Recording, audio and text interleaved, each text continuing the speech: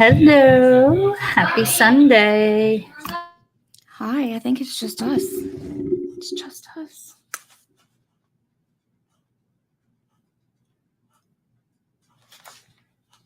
I don't know. Let me open YouTube. Hold on 1 second. Yeah, I've got to do that too. I'm trying so hard to be organized and have like all the videos and stuff, but then if I bounce from tab to tab, I get myself all confused. Hello.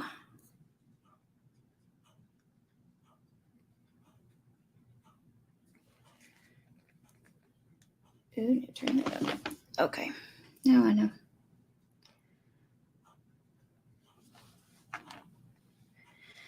Okay, so we're gonna, since it's May the 1st, and May is Mental Health Awareness Month, we're gonna start off, we're not gonna do a case this weekend, we're gonna talk about some mental health stuff and some things on YouTube that we've observed and the impact it's had on people's mental health and just that sort of thing. So kind of just a casual talk about stuff, but no drama.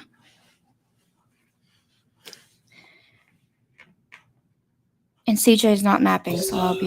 Yeah, it's the drama-free zone. Okay, so let's see. Hey, Mo. Hi, Shalima. I hope I'm saying your name right. I know, I don't know how to say it. Shalima. I think it's E sounding. So let's see. So we're going to start with a video that I made that's just kind of thought-provoking especially to like social media and the impact it can have on people. So I think we'll start by showing that, and then we'll talk a little afterwards.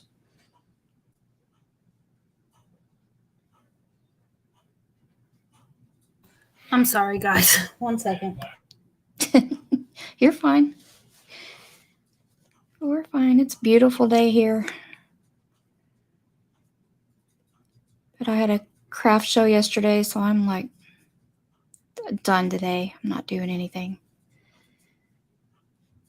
Hold on, I have to stop sharing the screen for a second. Let me close this. I want to see if this... Is it sharing anything? Because I'm not in StreamYard. No, right? It was showing on your screen, yeah. Hold on. I know what I did wrong.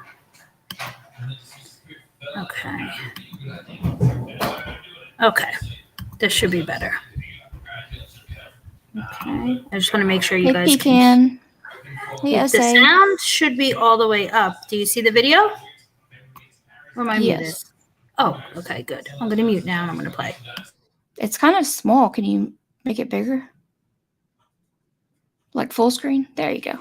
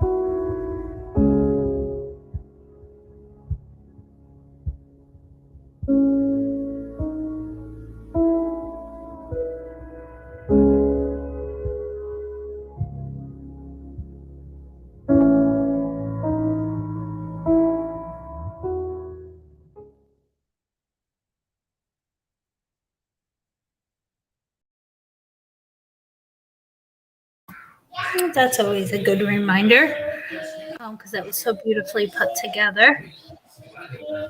Something to think about for sure. Yes, that girl. We're going to be just talking about the impact of social media on people's mental health. It really is such a good video. Thank you, Mo. So I'll start out with like the boring stuff real quick because I got some statistics. Go for it. Is that okay? Of course. So every year, approximately 44 million American adults will experience a serious mental health condition, and less than half of those will actually seek treatment due to the stigma and discrimination that comes with mental illness. And that's a big thing that I want to, that we need to overcome in this country because it keeps a lot of people. So, because of COVID and after COVID, suicidal ideation is continuing to increase. 4.5% of all adults report having serious thoughts of suicide, which is an increase of 664,000 people from the prior year. Youth ages 12 to 17, 15% of the youth experienced major depressive episode in the past year, and that's a 1.24% increase from the previous year. And then we have the issue of treatment. Over half of adults with mental illness don't receive treatment. So that's about 27 million adults that have mental health issues that are not getting treatment for it. And that can be due to insurance coverage, shortfalls in the number of doctors in the area, lack of available treatment types like inpatient treatments, individual therapies. There's a disconnect between primary care facilities and behavioral health systems. Excuse me. And then the insufficient finances to cover the costs, because therapy is not something you go in one time and you're cured. You usually go once a week, twice a week, and even with co-pays, if you have insurance, that can get very expensive. And some providers don't even take insurance. So there's 148 million people living in designated mental health professional shortage areas. So that's a problem. And I think we've kind of been watching. I'm coming. Sorry. I do have something to say about that. Just bear with me. I'm opening Hershey Kisses.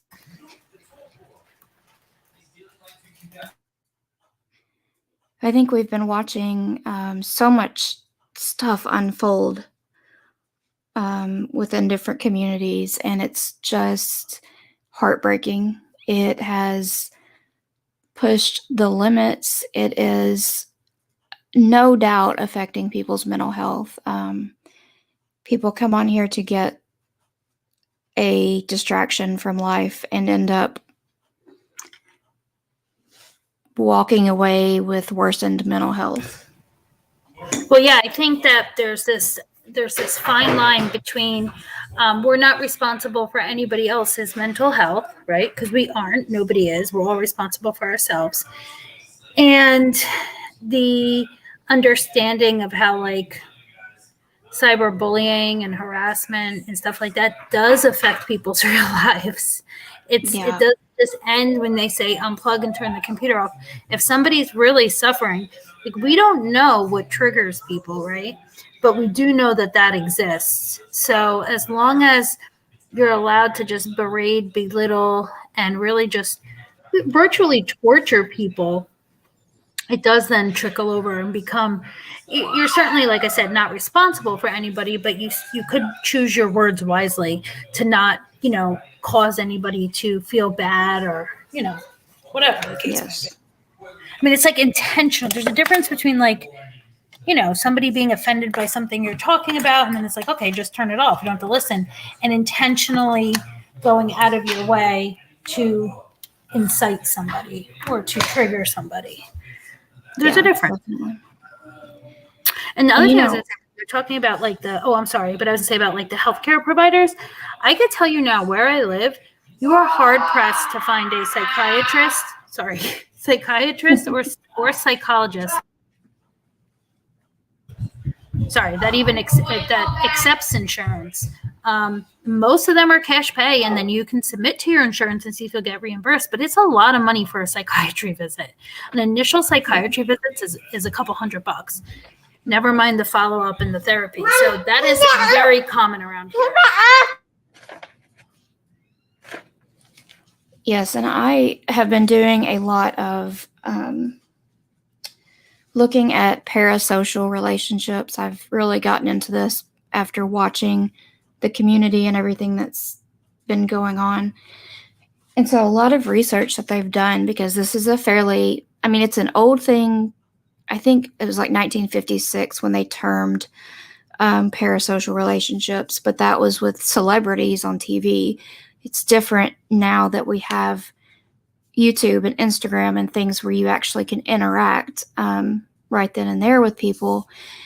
And the research that they're doing is showing that a lot of people that develop these parasocial relationships have had some trauma in their life, and they feel like making friendships and talking to people through the computer is safer than in the flesh meeting of people because they've had trauma in their past. So they kind of feel like social media is a safe place to find friends and meet people.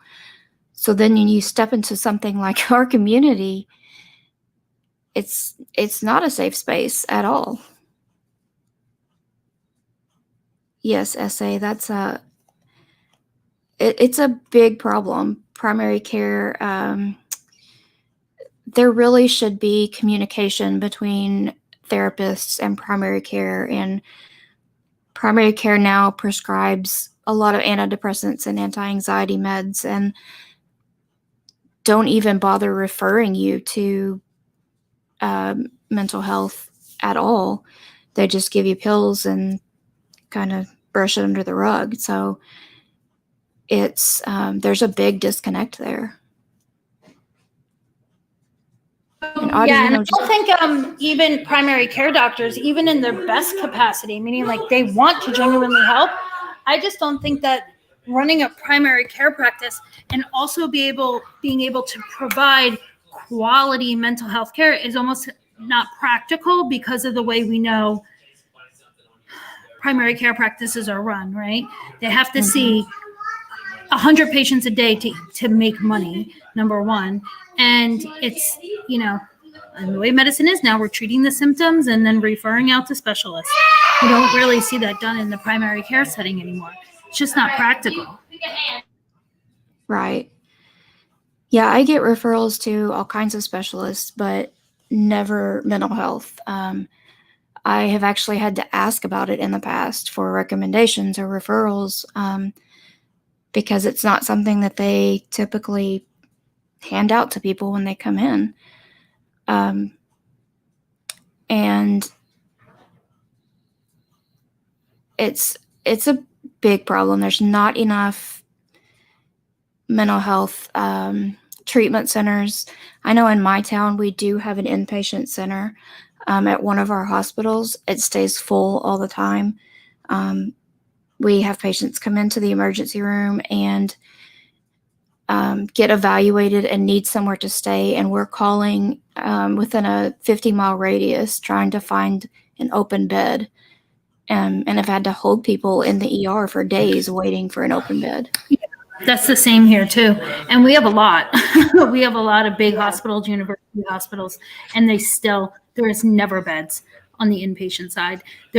We have a PES emergency room, I think that holds 10, and it's full constantly. And that's supposed to just be a holding area. You know what I mean? Nobody's supposed to be staying there long term. Yes. But yeah, and I think that, I mean, it is a double-edged sword, right? Because kind of like what I was saying before, how words are hurtful, and nobody's responsible for anybody's mental health. But if we're responsible for our own, then maybe we have to do a better job at recognizing when all this becomes too much and to walk away, right? Like, Right. if we can only be responsible for ourselves, then we have to recognize whether we're the tormented or the tormentor, right? Like, when is it too much? When have I crossed the line? And then walk away. At least unplug for a little bit. Yeah, and it's, we've seen this phenomenon with a lot of celebrities that, such as, I know there was a lot with Robin Williams talking about how he did comedy and looked so happy all the time, and it was a shock. And I've got another video. It's really short, like a minute and a half. So I'm a huge Linkin Park fan. And their lead singer, Chester Bennington, dealt with depression pretty openly. A lot of their music was related to that. And looking back now, you can almost see that it was a cry for help. But he was the comedic guy on tour. He was always laughing and singing. And is this the video, Hope? Yes. Okay. And he went on a family vacation. He had 6 kids, a wife. They went on vacation in Arizona. He was happy. They did not have a clue. He went back before the family to work on a commercial and self-harmed. So this is just a quick video to show you this person looks on the outside. They were at the top of their career. They're playing to sold-out stadiums and had everything going for him, and nobody knew what was under the surface.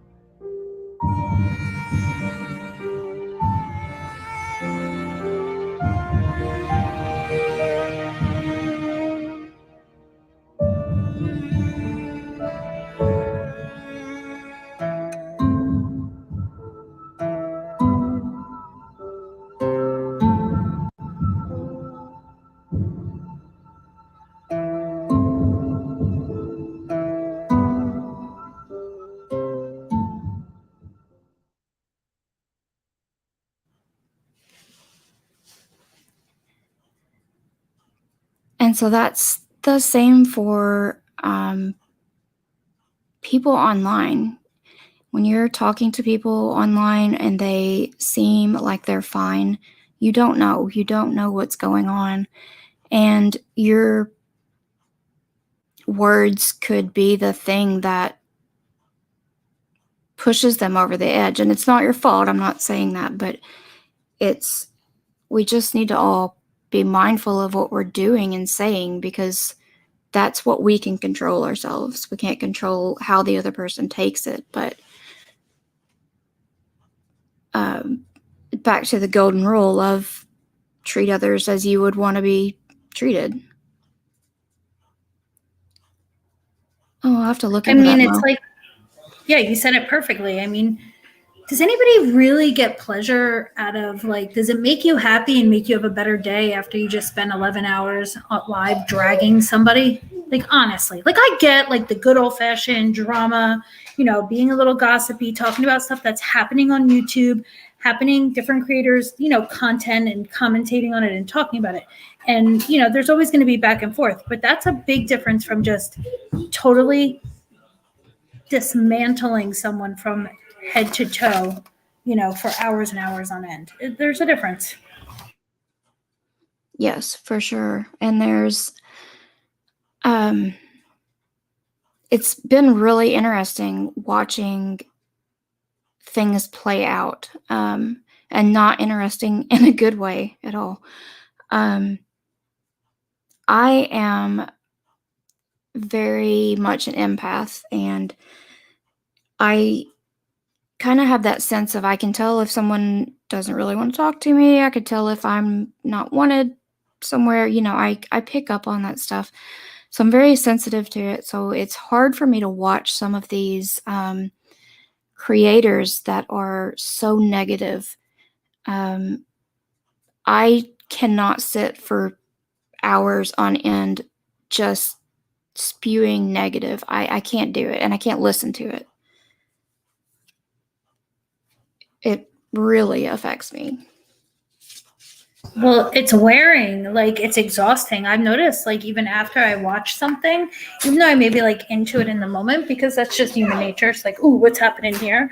Then after a while, I'm like, ugh, I feel gross. I feel yucky. That like sucked the life out of me. I'm tired now. Like, it's like emotionally exhausting, and it didn't even have anything to do with me. So I can't imagine, how it feels. It's exhausting to even just follow, never mind be actively part of it. Yes. Well, and it's hard too when you're watching misinformation on people being put out, and you can't correct it. A lot of YouTube creators are very, very strong personalities, I've noticed, and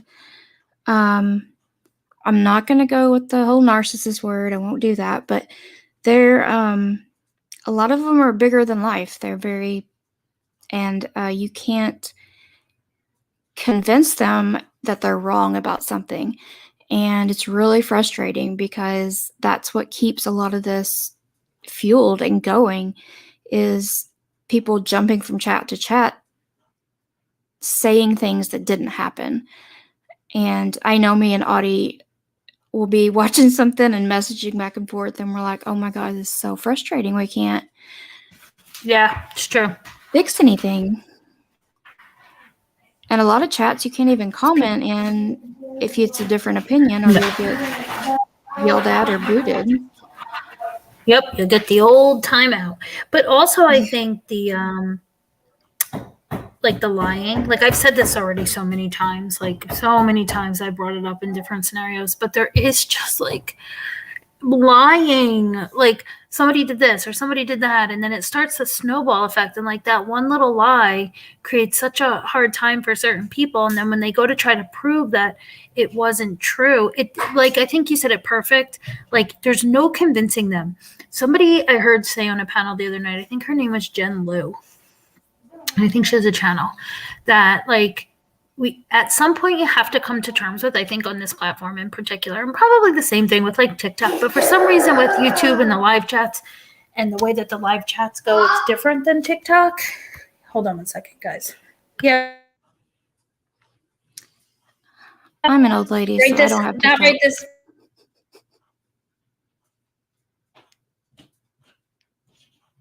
Sorry.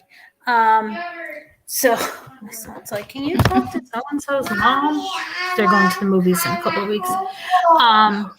God, these kids disrupted my brain thought. Now it's, what were we just talking about? Oh, we're talking about lying from chat to chat. Yes, and then convincing them they're wrong. Oh, yes, thank you.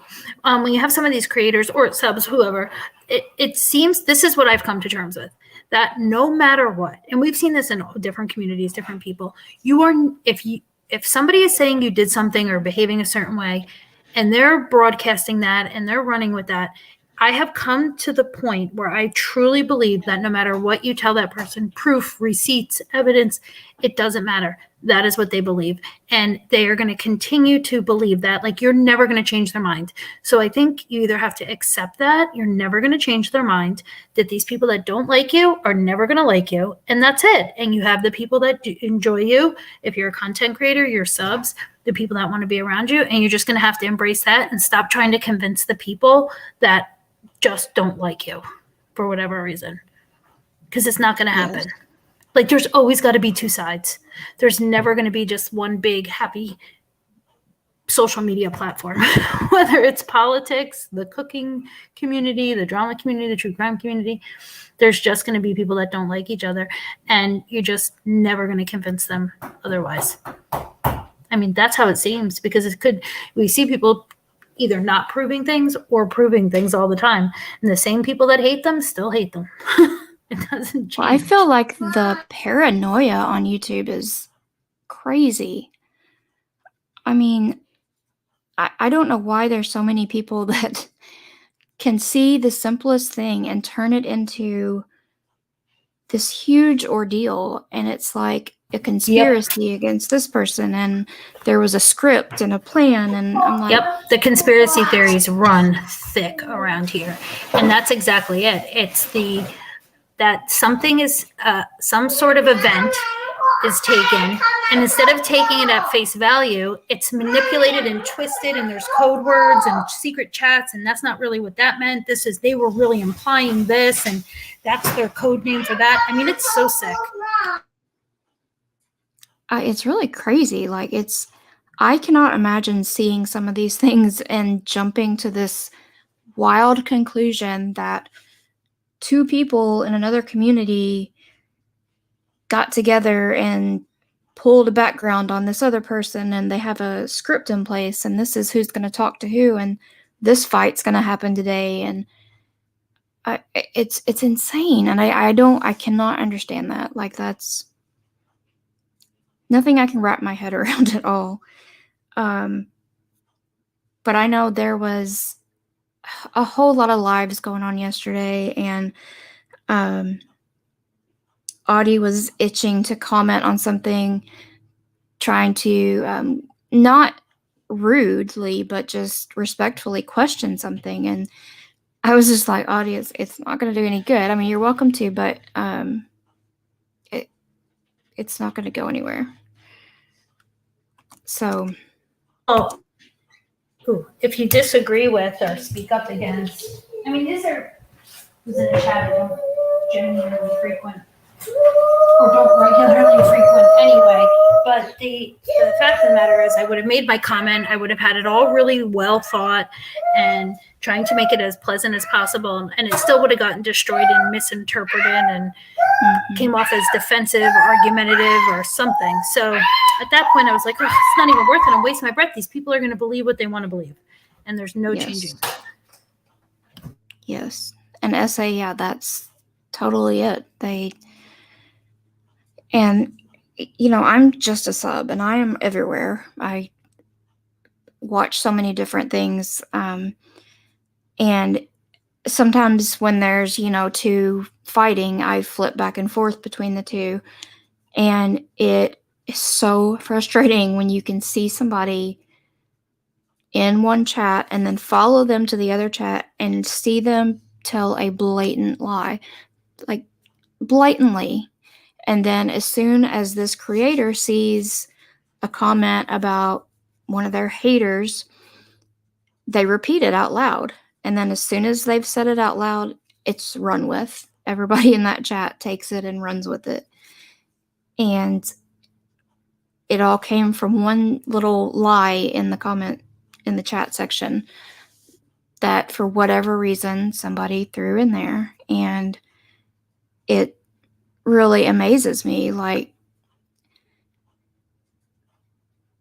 But the thing is, once that creator sees it and repeats it, it's done. It's fact at that point. So frustrating. And the mental health part of it,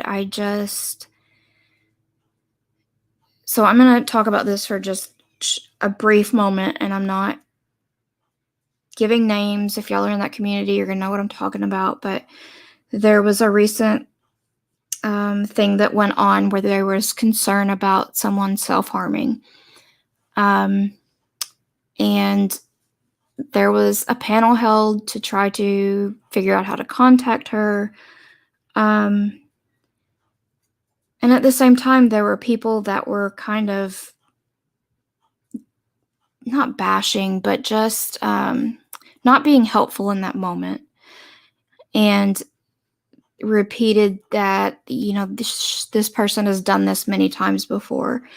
And so I have such a problem with that, because working in healthcare, I've seen just because someone has had cries for attention before doesn't mean it's always just going to be a cry for attention. Things in life change, their feelings change. You can't just blow it off and say, they've said this before, it's nothing. Well, a cry for attention is the same, is what it is. So that person needs attention, whatever it may be. Yeah, and not negative attention. Yeah, either professional or, familial, whatever the case may be. But something's obviously going on. And I knew when that was unfolding, I knew that in the end, something devious or some sort of crazy conspiracy, paranoia, wonky shit was going to come out of it. I knew that the only person that was able to actually intervene, and she did, just because of demographically, was going to end up getting shit for it too, because that's what happens. I mean, you can't. It's like, what is that saying? The road to hell is paved with good intentions. I mean, that's really the truth. that entire thing was turned into such a sham. It was so sad, because I think initially it was a bunch of people coming together for a genuine, reason that they felt bad and concerned and worried, but it got turned into exactly what I predicted, and that was just people weaponizing the entire thing. It's really sad. No good deed goes unpunished. I dropped the link if anybody wants to come up. I just don't think I can pin it. I can't from here. Let me pop over to YouTube and try it that way. Oh, sorry. Let me mute. These kids, I swear I'm in another room. They're just, my earbuds pick up everything and they're loud. Well, they're good.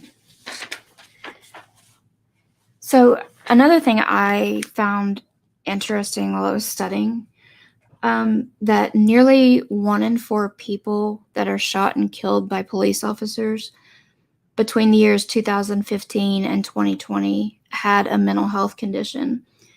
And then among incarcerated people that have mental health conditions, non-white individuals were more likely to be put in solitary confinement, be injured, or stay longer in jail. And about 3 in 5, or 63% of people with a history of mental illness did not receive mental health treatment while incarcerated. Well, yeah, I think that's been like an ongoing legislative nightmare, is how to fund, well, it can be funded, it's just choosing to fund prisons, and especially when it comes down to like mental health care, never mind the physical care, education, all that. So I would think when prisons are looking to cut funding to, you know what I mean? It's always the last thing. I mean, we see it in schools, where the mental health stuff kind of gets brushed under the rug. Like you said, we can't even get enough psychiatrists and psychologists in the private sector. Right. So when we're talking about institutions, it's a nightmare. But you have to think, though, that a lot of them, hey, outside the box, a lot of them are in there because of something related to mental health. A lot of substance abuse is self-medicating. So there's just so much. And we know statistically people usually leave incarceration worse than when they went in. And that's part of it. I mean, they're not getting any sort of treatment for. Yeah, there's no treatment. I mean, they may dry up, but there's no treatment. Like you said, mental health. There's no addiction counseling, things like that. And then there's also like, I kind of think to myself, and I could be missing the mark here, but like most well people that are in a good mental state are not committing crimes. Usually it's out of desperation, or there's something else going on, some sort of an event, a trigger, whatever. Something kind of gets that person there. I mean, and I'm talking about the not talking about, somebody stealing some lettuce, to feed their kids. Yeah. Talking about the bigger stuff. Hey, 3-Boy Mom. But we really are in crisis, and I don't think the constant insanity on YouTube specifically, since that's where I tend to spend most of our time as far as the social media platforms are concerned, is helping in any way. I think it's just like the icing on the cake. When somebody's already in a bad place, this is only going to make it worse.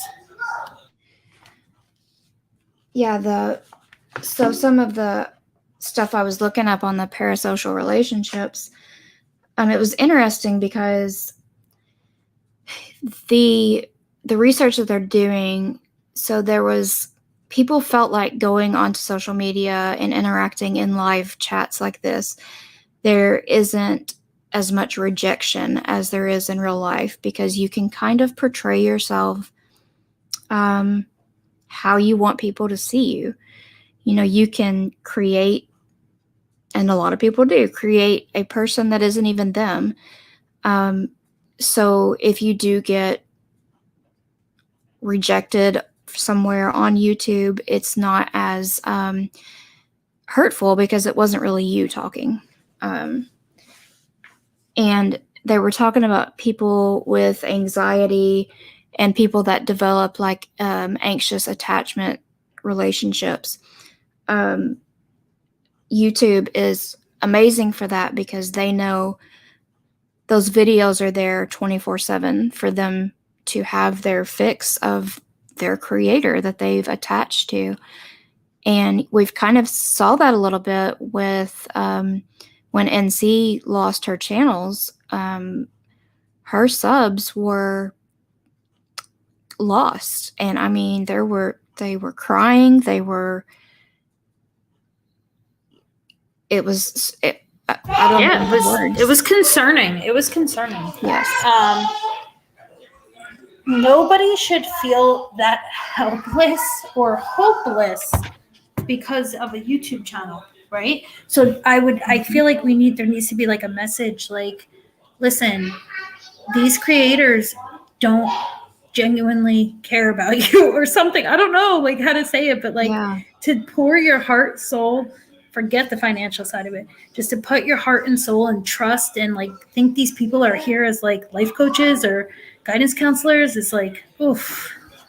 That is, I mean, it all goes back to exactly what we were talking about the other day with this whole idea of why are some people susceptible to being in like cults and stuff.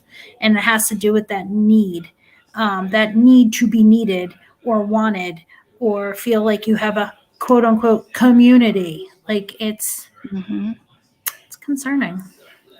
I mean, and then imagine like now you have these people that are already like so engrossed and so, hell bent on like being accepted and recognized by a content creator. Then that creator goes and sends out messages like, just like what happened. I don't care. I'm going to say like NC because she's a good example of this. It just so happens to be that's what's happening at the time. So I'm going to mention her name, but it's her telling people like, you cannot chat in other chats where there's people that are my opposition, right? This is not war college.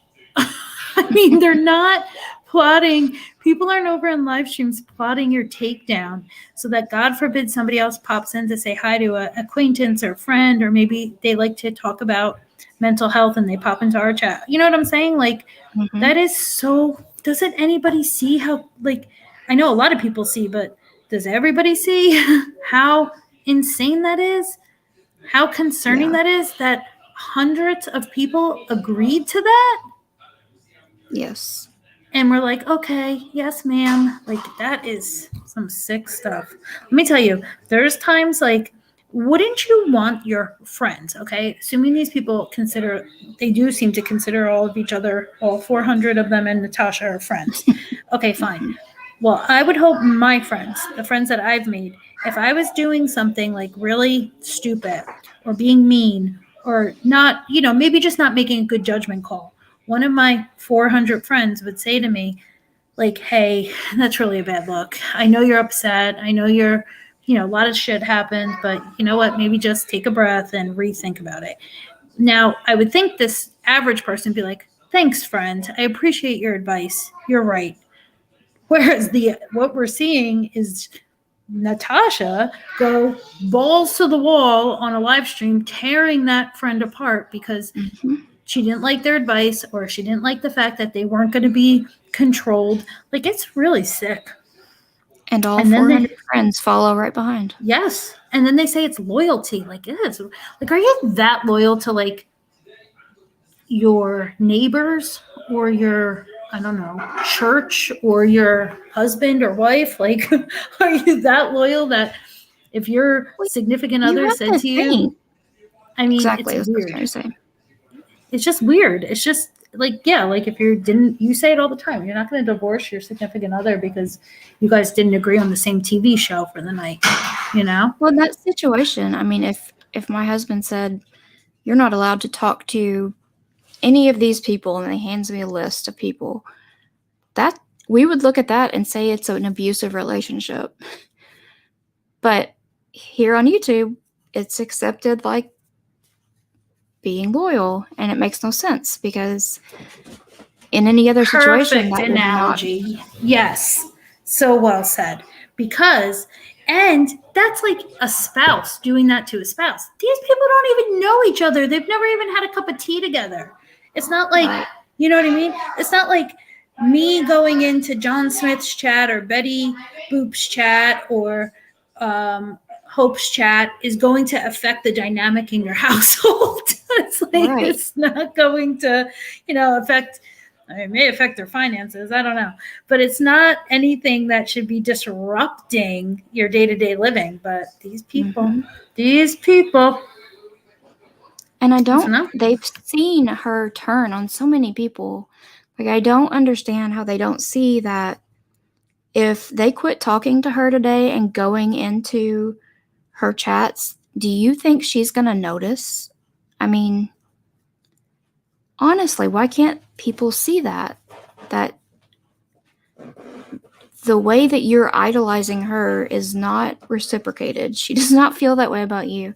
She's not going to notice if you don't continue coming to her chat. And she's not the only one. I'm going to say this. There are other creators that they have people that are just as, like, no matter what, loyal to a fault that they once again cannot see when the person is wrong. Like, you could still like them and support them and still not agree with every single thing they say. But what's happening sorry guys, she's singing, to avoid the confrontation. I really think that's what I believe. These people, the majority of them, to avoid the confrontation and to avoid being called out or picked on for standing up what they believe in, they just say nothing. I am guilty of it. There's many times I wanted to say something in a chat and be like, nope, don't want to be a target. Yeah. Yeah, because you don't. I agree, 3-boy mom. Sorry, I was just reading her comment. She put a lot of time into it. I think we didn't see it. Friend is very, very, very thrown around. Yeah, for sure. I don't think I could consider people friends that if Audie got mad at me, all of our friends got mad at me too. Like, I can't. And people have watched this happen in the community with different creators, and they can be the best of friends, in quotations, and the second that they say something that goes against what they're preaching, you're suddenly the worst person on YouTube, and everybody is bashing you. They're pulling up things from your past, looking into your pictures, background checks. I mean, it is insane.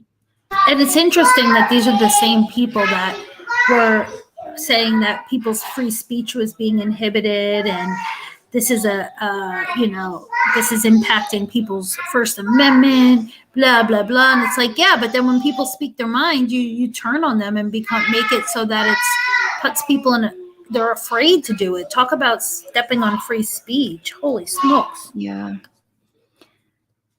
Yeah, outside of the box, it's terrible that you can't just freely go around to these different chats and speak your mind, but you really can't. I go into them and I have to sit and listen to because things change so quick too. Like 2 hours is 48 hours in YouTube time. And sure is. I go in and I have to sit and listen for a minute to see what's happening. And then I kind of gauge whether I can comment or not. And that's sad. It's really sad. And I think there's a big difference between like going and speaking your mind and sharing your thoughts and ideas on a topic. That's what it should be, not me jumping up every moment that I can get, either on a community post or on a live, to just tear somebody apart. Like Hope said, dig up every single thing I can find on them, all because we share different opinions about how something unfolded. It's right. So unfortunate. But I guess, you know what? As much as we all hate it, it's happening because people still engage with it. That's why it continues to happen. That's the truth. And I don't know how to fix that. But it's that as long as people keep showing up to those lives, engaging in them, commenting in them, participating in them, whether it's to expose somebody or whatever, as long as the engagement continues, there's no incentive for the creator to stop. If anything, they're incentivized to keep it going. Yes.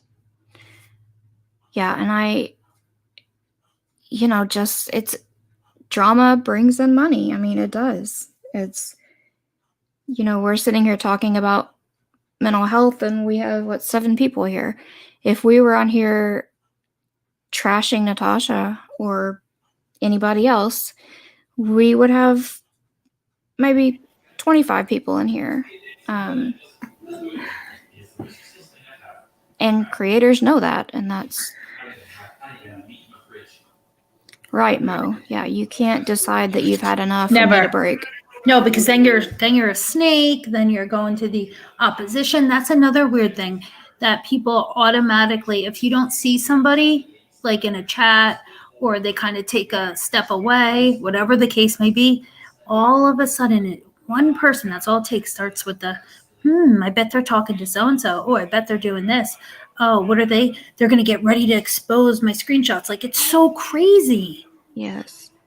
Well, and we've actually been in a position where we believed it. We were in a Discord where some people left, and things started getting told to us about these people that had left, that they were all in another Discord together and they were talking all this shit about us and had turned all this stuff. And it's weird because you get in a position where you trust people and you believe what they say. And we all started believing that that's what was really going on. Come to find out that wasn't what was going on. So also, I think I have an unpopular opinion. You may agree with me in this, because I can't remember if we ever talked about this, which we probably did. But, what goes on in private chats, whether it be a Discord chat, I'm talking about like a private conversation, not necessarily like a whole entire thing that's open to the public, but like a DM, you know what I mean? Or a text message. I'm sorry.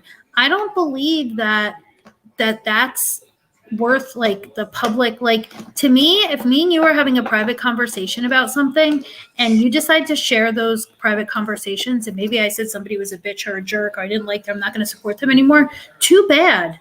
Like, that's what you do when you talk to your friends. Like, that, to me, the person sharing that looks worse than anything the other person could have said in there. Like, that's my opinion. I see you, when you do things like dropping screenshots and sharing stuff like that, all you're doing is cutting your nose to spite your face. That's how I see it. I mean, maybe other people take that information to heart. I'm sorry, but if every single one of us had a recorder following us around in every private conversation we had and then airing it, we would all look like assholes. That's the bottom line. So there's nothing that, to me, that's ever worth doing that. It's just it's so stupid. Hey, Mom, sorry. Hey, it's fine. I had a lot to type earlier, and now I forgot what I had typed as soon as I got up on panel, of course.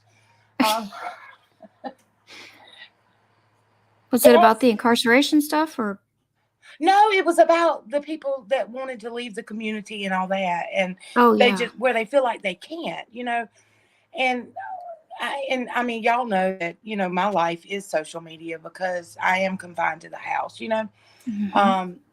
and one of those videos on that video, a few of those things hit me, in the gut.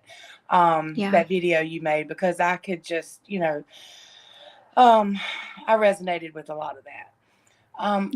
But for the people who need a break, let them take one. Instead of bashing them when they leave, be open to let them come back if they need to. Yes. And, in my situation, because I don't know anybody's but my own, so I can only speak on my own, I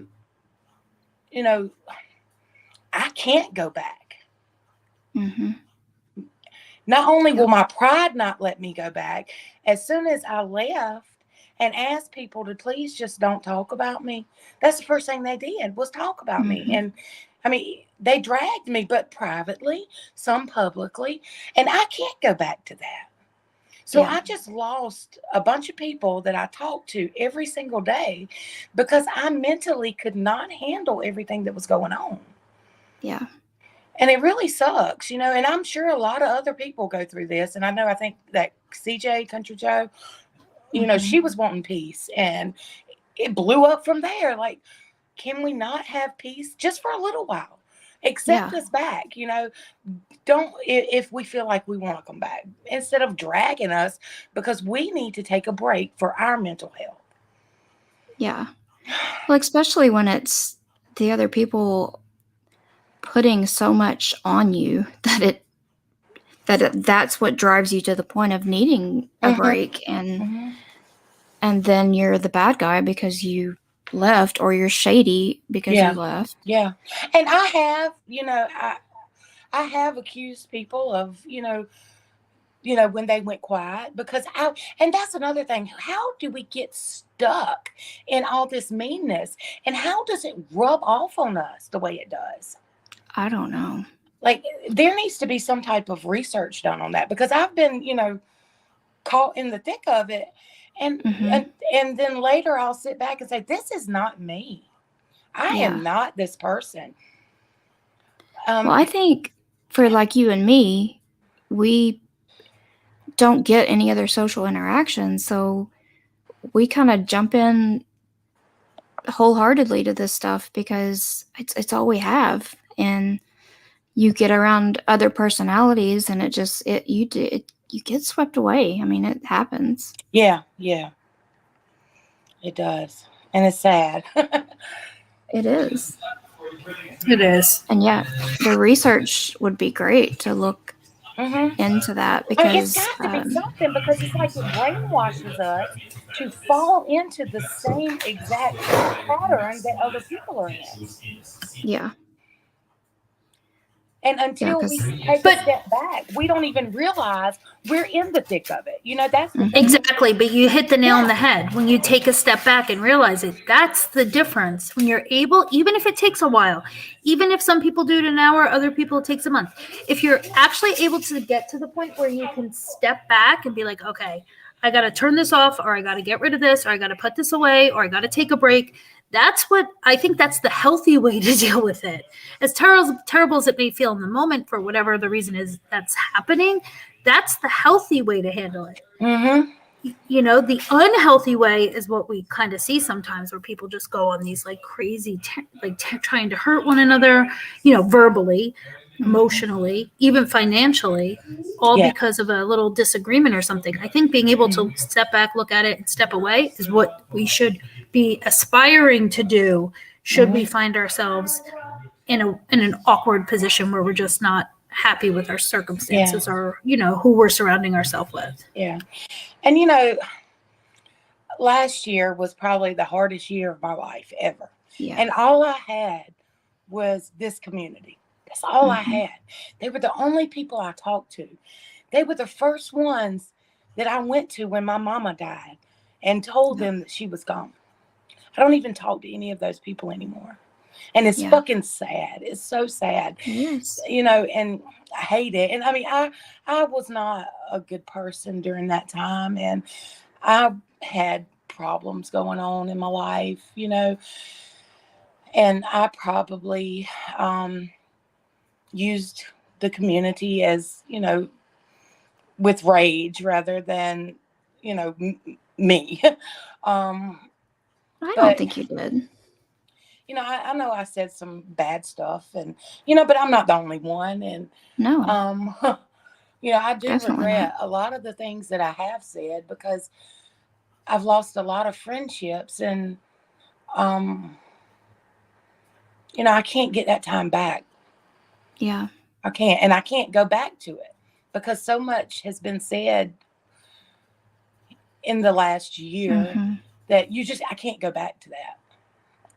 But I miss all the people. And, you know, I jumped from one area to another, but I never went back to the ones that hurt me. You know, I just kept trying to find a place until now I have no place, and it fucking sucks. Yeah, it does. It does.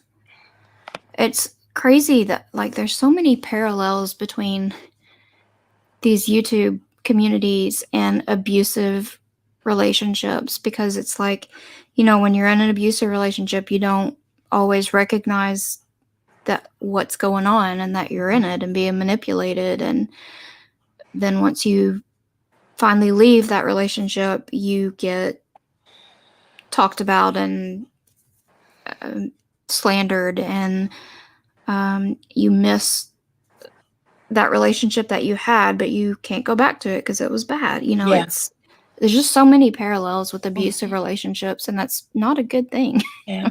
And people like us, we see the light, you know, but we see the light in them, even though, you know, we do know all the bad stuff that's happened, and, you know, we do miss it a little bit. Yes. Because there were good times, but there were so many bad times. But, you know, we missed the good times. Yeah. Well, and sometimes it is. Yeah, I miss voice chats. I miss all that stuff. And I miss, you know, sometimes I think it's the best when the bad starts to outweigh the good, right? And you feel like you're either walking on eggshells. And I'm talking about like in the social media group dynamic, right? When there's it could be a YouTube channel, it could be a Discord, it could be a Facebook group or group chat. But when you start to feel like this is just not aligning with my, you know, my beliefs, it could be a group about whatever, gardening. But when you just don't feel right, or you feel like there's some sort of disruption, it's okay sometimes, you know, like you said, to just walk away and take a breath. But I think what makes the biggest difference is like if you choose to come back, like how you're received. And I think those are the people that where you really start to see true colors, right? Yeah. Like, I don't know. I just don't understand why that would upset somebody, I guess. I just don't understand why one individual would care. Like, for people that they consider friends, why wouldn't they want them to do what makes them feel better? You know what I mean? Am I making sense? Like, why would you persecute them or shun them or whatever the case may be when you just want, like, if it's my friend, I'm like, no, I want you to do whatever's best for you and makes you feel good. That's what matters. Not like, oh, you're hurting my feelings because you're taking a break and you're not going to talk to me. Like, whatever it is, whatever that person's brain's telling them. Or maybe it is really just rooted in all this stuff has created so much paranoia. And I think this kind of goes back to the live you did, was it last week or the week before, with the cults? I think if the leaders of each, you know, channel would step down, all of the subs would actually get along. Yep. That's the thing. That's something else that drives me insane is us as subs, it sucks for us too. I know they are having a lot done to them, but we find friends and want to be with our friends, and with all of this going on, it sucks to be a sub and not know where to go and where you can talk and who's going to be nice to you and who. Yeah. It sucks. Yeah. And I've been watching from the corner, a lot of the stuff that's been going on in, the communities and all, but I would not dare chat in any of them because I have, quote unquote left. Yeah. And I'm afraid to speak to people. I'm afraid to, say hi or join in the conversation just because, I had to take that break. Yeah. And it may be my anxiety, my mental health issues. It's like that, but it's hard. Well, I think there's definitely some anxiety tied to that. And I think a lot of us can relate to that because it's this weird, because we've been saturated with it so much of like, I really believe, I believe this for myself. So maybe I'm only speaking for myself. I'm certainly not speaking for you, but there are times where I'm like, oh, I want to say hi to my friend, but then this one's going to see it and it's going to make me a target because I engaged and they don't like what this person's talking about. I mean, the fact that we're even thinking that way.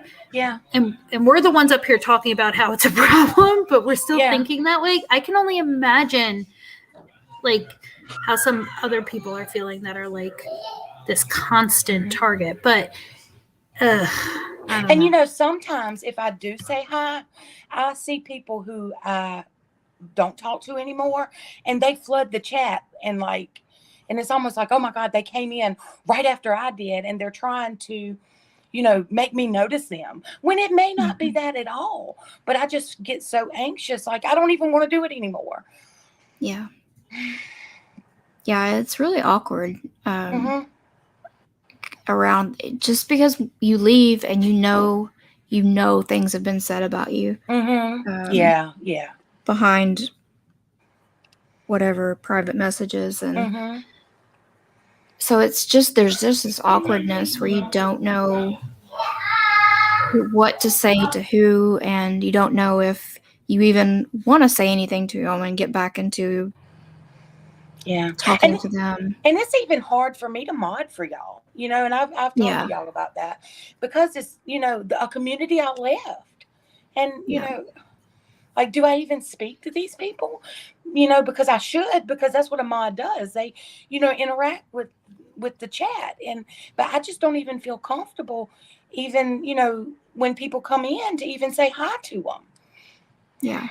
Because I know that they'll go back to a Discord and say, did you see she tried to speak to me? Well, I'm trying to be fucking kind. And kindness is what gets you in trouble on YouTube, it seems. Well, and I've seen you be in a chat and some of old friends be in there and just outright not acknowledge you be there. And I hate that. I hate it and I don't understand it. But after you left and me and Audie kind of came along, we were side-eyed. And it was so weird because it's like, what? Mo didn't do anything wrong. So I don't understand why they're side-eyeing you, and then I don't understand why they're side-eyeing us for being friendly with you. Right. Yeah. So strange. And, and I really hate trying to make this about me, but it's part of the mental health stuff, y'all. Yes. But when you say that you've had enough and that you need a break, and people that you've talked to day in and day out for over a year don't even check on you, that speaks volumes.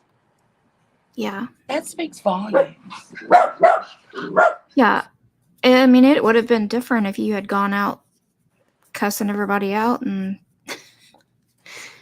but it wasn't like that at all. And these people, they confided in you, and it's just strange. I don't understand. Yeah, I think that Pecan, that yeah, girl. I've heard some things about you being a mod over there. Oh, And wow. I Yeah, I hate didn't that know. for you. Yeah, that's not fair because sometimes you get thrown a wrench and you don't even realize it, and it doesn't mean you're actually like engaging with that person in private. Like, there's people that are giving me wrenches that I've never had a private conversation with ever, and like it just happens sometimes, and that doesn't define anything. That girl had made a comment before. I'm looking for it. Yeah, it's hard on everyone. So I think she's talking about like when there's fallouts. So just do what I want and stop caring if people were nice to me. Too many two-faced people. So I think like I kind of took like I am at this point where almost any chat I'll just say hi or engage and participate. But I really am driven by what's being talked about because sometimes I want to chat so much. I want to talk about it. I want to be part of the conversation. Other times I'm just watching, but there is still certain areas I just won't go into, even if I care enough to contribute. I just won't because I just don't want to deal with the fallout. I just feel like it shouldn't be that way. Maybe it'll always be that way to a certain degree. I just feel like it's gotten so much more aggressive. That's the only word I can think of to like the picking people out and the talking about them. Sorry, guys. Let me go back to mute. They're just being silly, but it sounds so loud, so I'm going to mute. And I mentioned that to you like the other day. I'm so worried for y'all in all these chats where everybody's arguing. I'm like, oh my gosh, y'all are going to be a target, and that's what Audie mentioned. She's like, I'm not going to, stop what I'm doing, because no one's going to scare me off YouTube, and that's what kind of happened to me. I got scared off YouTube. Yeah. And and I think it's especially when you've never done anything wrong. Like, that's the thing. Right. Like, I could see if there was somebody didn't, because they were involved in some big undertaking of, I don't know, breaking into what is it called, Iron Mountain, and stealing people's records or something, then yes, maybe you shouldn't come around. But for people that have never done a thing wrong, have never been involved in the nonsense, that get put in these really awkward positions, then it's just like, what could you, but there are just some creators that really are just, I think they've just lost all sense of reality, boundaries, and whatever. So, I mean, they still exist. I don't know. They're the problem. But I don't know what the solution is. And how did they get rest? Like, good question. Good question. These people rest, y'all? Because I am so drained just watching it. So I can imagine, them having all-nighters. I know. It's exhausting, like you just said. As a viewer, it sucks the life out of you. It really does. And then, like, to be actively part of it, and they're like on YouTube Live, they're on their phones in DMs, all of it's happening simultaneously. Then there's 3 more people streaming about it. Like, it is crazy. That to me is a full-time job. Just streaming for that many hours is exhausting, but to be all worked up and yelling most of it, no. Yeah. Too much. And I can't, when I go into chats, it's not just what's being talked about on panel. I look at who's in the chat too, because if there's certain people in there, I'm not going to say a word. Just because I don't want to draw their attention. 3-boy mom, you're right. I think that same thing all the time. I'm like, wait a second. Has this person slept in the last 48 hours? Because they seem to be, I go to bed, they're live. I wake up, they're live. They're on another panel. And they're all different time zones. I mean, I guess it's an adrenaline rush for these people. And, definitely. There's an addiction there, for sure. I couldn't. There's not many things in my real personal life that I'm going to stay up all hours of the night for. Much less something on YouTube. Not happening. It's not that serious. Hi, sir. 3-boy mom's so funny. She always has the most clever comments. She's so funny. She's going to put them on the prayer list to pray for their circadian rhythms. Oh my gosh. I'm telling you. I watch some of it and I'm just like, this is not that serious. Why are we freaking out about this? Mhm. Yes. A comment that was made, a comment that was read. Oh, she read a comment from the chat and she highlighted it. Shame. Yes. It's How like dare you? crazy. Oh my gosh. It's funny that you just like, I was just thinking like when we do a true crime live, like where, you know, there's like some thought that goes into it and planning and stuff. I'm like whooped afterwards. I'm like, oh, that's why we're doing it once a week. It's like, oh my gosh, like that was enough. I mean, I just couldn't imagine. And Hooting and hollering. I know they have discords and private chats and all that are going, you know, 100 miles a minute.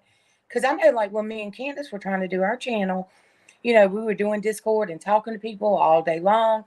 And we just didn't have the energy to go on YouTube. Yeah. Like, we were drained from just talking to people privately. Yes.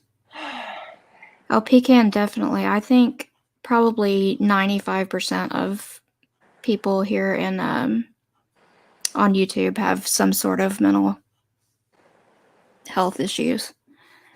They may not be diagnosed, but I think a lot of us have it. Mm-hmm. Yep. I know. I saw that, Chloe. I know exactly what you're talking about. The emoji in a chat or a comment read out on a screen or somebody saying hi to somebody and then you have another creator jumping up going, oh, well, I guess they're besties now, so they must be talking about me the whole day and blah, blah, blah, blah. And it's like, holy shit. How did you get there? And it's almost like different creators, but the same exact storyline. Oh, yeah. Yeah. 3-point mom. Oh my That's God. terrible. That is too funny. Oh my God. Oh, Swilly boy. What's Swilly boy been up to? Is he still doing stuff? I don't really see. Yeah. I watched him the other night and he looks a lot better. Oh, good for him. He's been covering like the Bull and Betty stuff. And Oh, okay. So he's doing the Summer Wells or just the covering the people that are covering Summer Wells? I think like the his people. face wasn't flushed like normal. Good for him. Good. It looked fuller. He looked healthy. He really looked healthy. I was glad to see him. Oh, pecan, the look shaming, I cannot. Oh, geez, I'm sorry. She said her husband I thought it was. I know. I thought I was muted, CJ, and they're playing. I don't know, wrestling, or Max is putting her in jail or something. I don't know. They're playing a game. Yeah, I can't. The look shaming that goes on is I can't participate in that. It's not just look shaming. It's like financial shaming. You know, you live in a trailer. You live with your parents. You live with who cares? Mm-hmm. I know.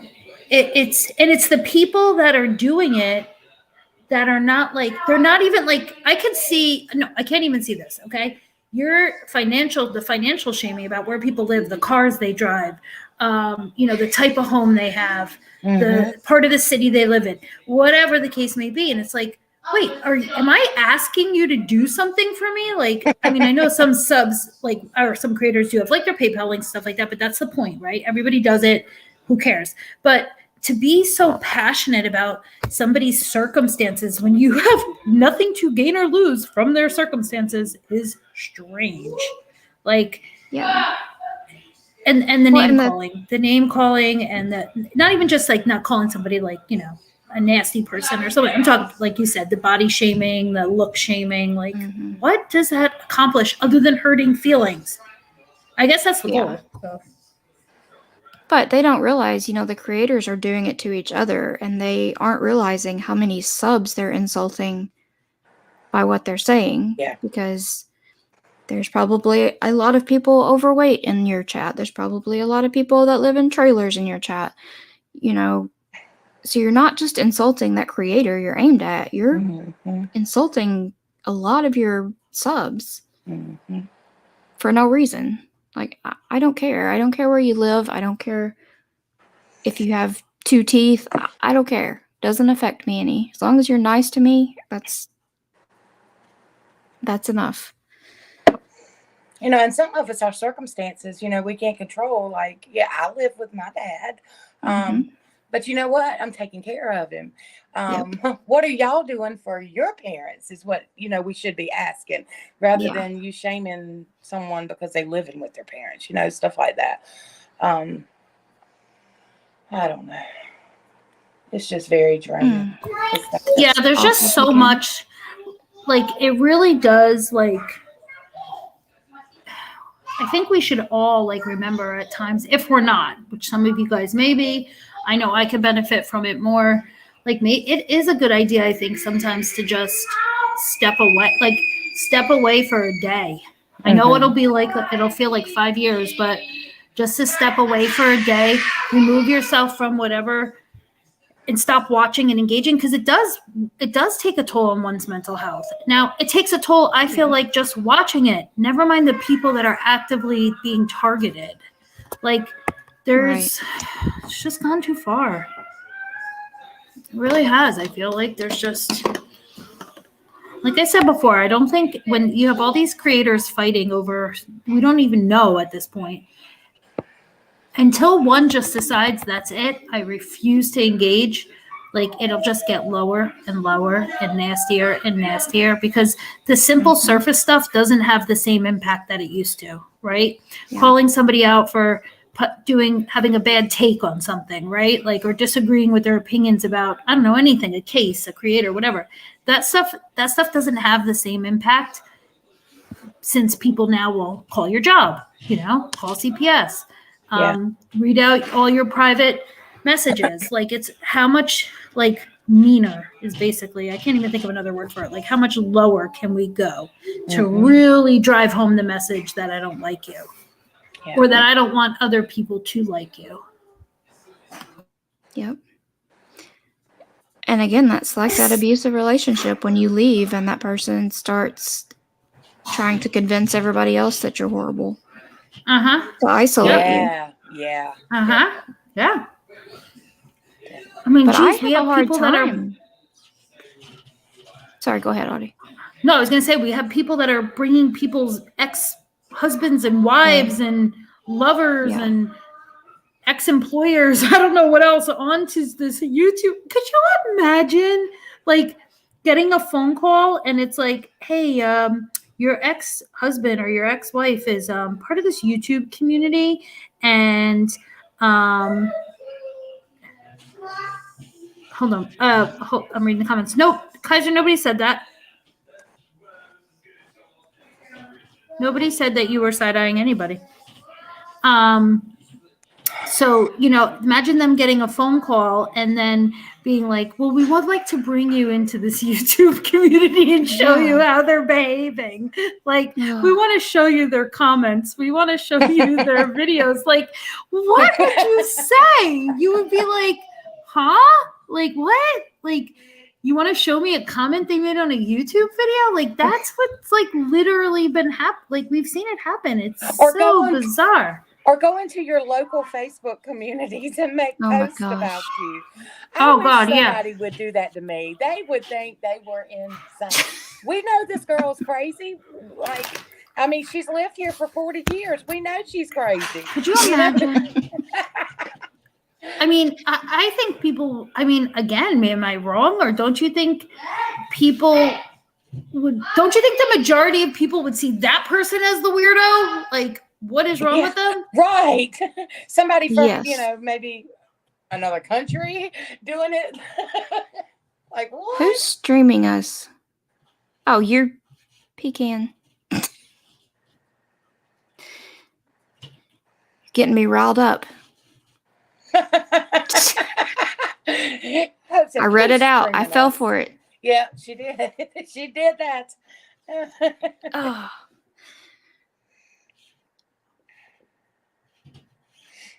Yeah,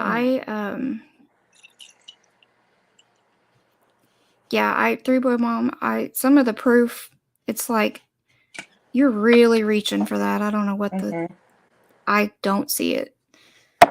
And I was thinking about when somebody found my post to our news channel when I asked why didn't they post our kids' lunch menus anymore? And like put them in Facebook groups. Look, she's asking why her kids not getting their lunch menus on the news. From 2012. Like, how ridiculous is that, y'all? Yeah. And that's the crap they do. Like, it's the stupidest.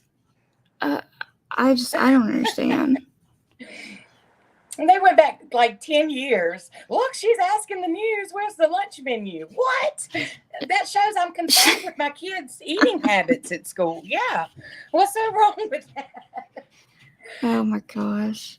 But really, kind of like us, when we aren't in the thick of it anymore, we can sit back and laugh about all the crazy, craziness that's going on. And that's what I was going to say.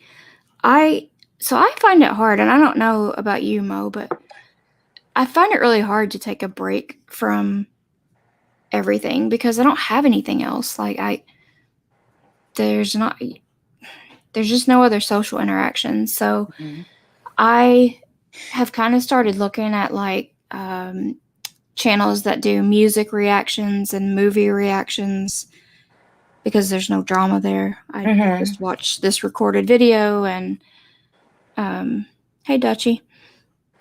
And that's about all I can do because it's really hard. I don't want to watch TV anymore. I can't remember the last time I sat and watched TV. Yeah. I can't read anymore, and I used to love to read. Can't. Yeah. TV shows I can't do. I was so used to getting up every morning and telling my friends good morning. Yeah. And complain to them, my daddy won't get up out of the bed and I've done cooked this breakfast.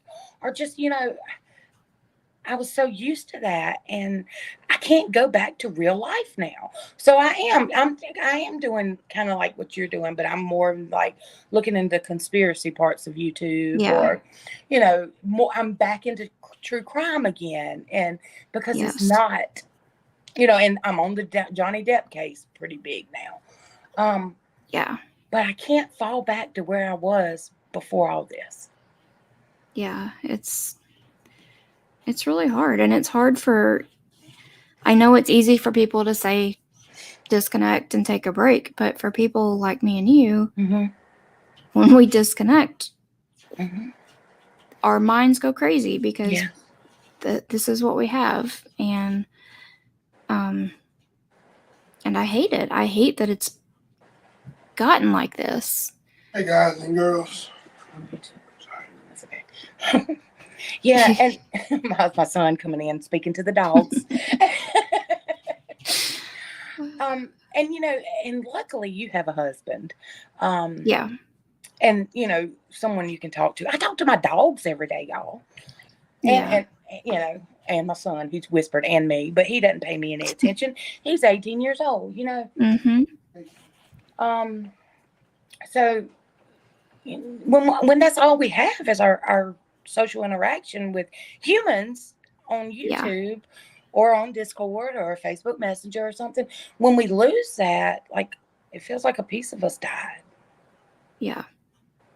Yeah, it's kind of the same feeling I got when I had to quit working. And, I had work friends that I had known for 10 years and I thought we were really friends. I would do anything for them. But as soon as I wasn't working and I wasn't, out of sight, out of mind, after a couple months, I didn't hear from any of them unless they needed something. And so hurtful. And it's kind of the same thing here. It's hard when you think things are one way and then you discover they aren't. Right. And so quickly it changes, doesn't it? It's not, it doesn't take time, to change. It's instant. Well, the time in the YouTube universe we're in a different dimension. Because that's true. What people experience, I'm telling you, at least what I've seen, I believe that what some people experience in YouTube in like a 3-day period, other people will never experience in a lifetime. Yeah. Like whether it's the targeted hate, whether it's the exposing, whether it's the infighting, or even some of the good things. I don't know, making $1,000 a day in PayPal. Like nobody would ever, like, that is an alternate reality. Yes. Well, and it's like all it can take is a creator reading the chat and taking something as hostile that isn't, and all of a sudden your friendship has fallen out with this person just because you read something wrong. I mean, that's all it takes here. And I don't know if it's because we can't see like verbal, physical cues from the other person. Well, yeah, I think a lot is lost in text, right? So I think that happens like even in like real life, like when you're emailing, like even with work stuff, like sometimes I just rather get on the phone with somebody because I feel like no matter how I type this up, it's not going to sound right or it's going to be read, not in the right tone or something like that. And I think that happens so much, and especially in chats, like in the live stream chat boxes. And the breakups are so quick, but the makeups are just as quick. Yes, sometimes.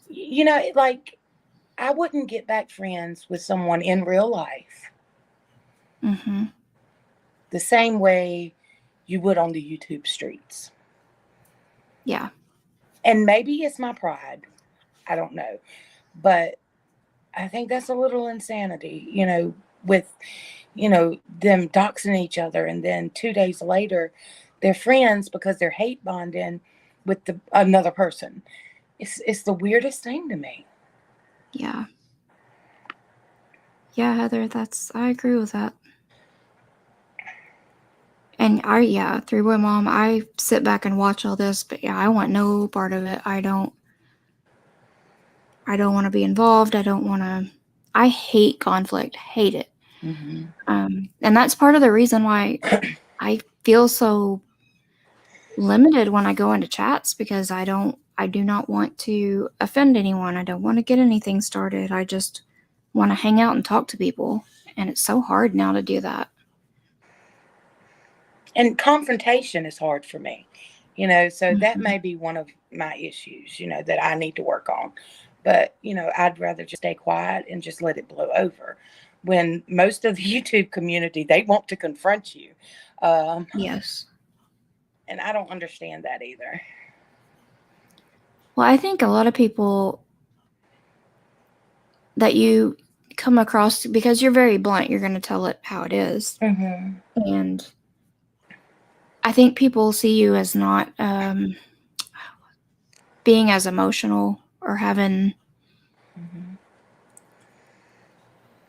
I don't know how to explain it. Yeah. People have told me they're intimidated by me. And I'm like, why? Yeah. Because they really hadn't gotten to know me. That's why. Right. They see my shit. Well, the people will say that you yell at people and all this stuff. I'm like, I've never heard Mo yell at anybody, ever. That's not true. But if I want somebody to tell me the truth about something, I'm going to go to Mo because she's going to tell me. Right. But I don't think that they consider... Yeah. I don't think they consider that your feelings get hurt. And right. They do. And that you don't always want to be the first one to reach out. Yeah. And that's hard. That's hard to do. Yeah. Hey, Meow. Because when I left the community, I cried for days, but nobody knows that, I mean, y'all do. Y'all know I was very hurt, And then while I was crying, I hear all this stuff that everybody I was crying about were saying about me. And I'm like, well, shit.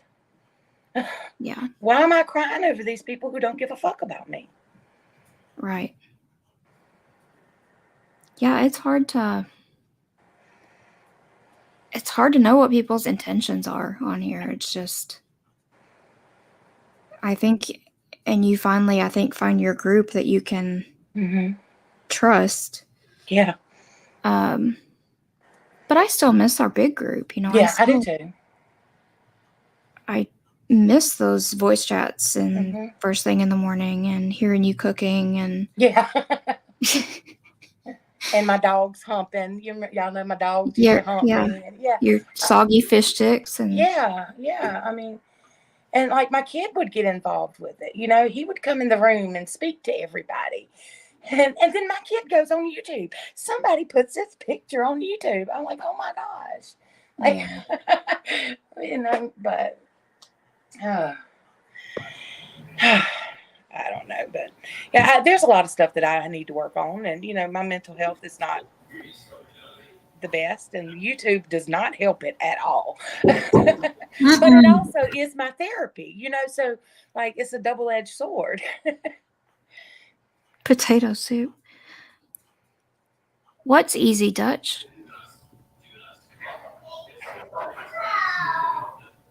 Do you want to come up here, Dutch?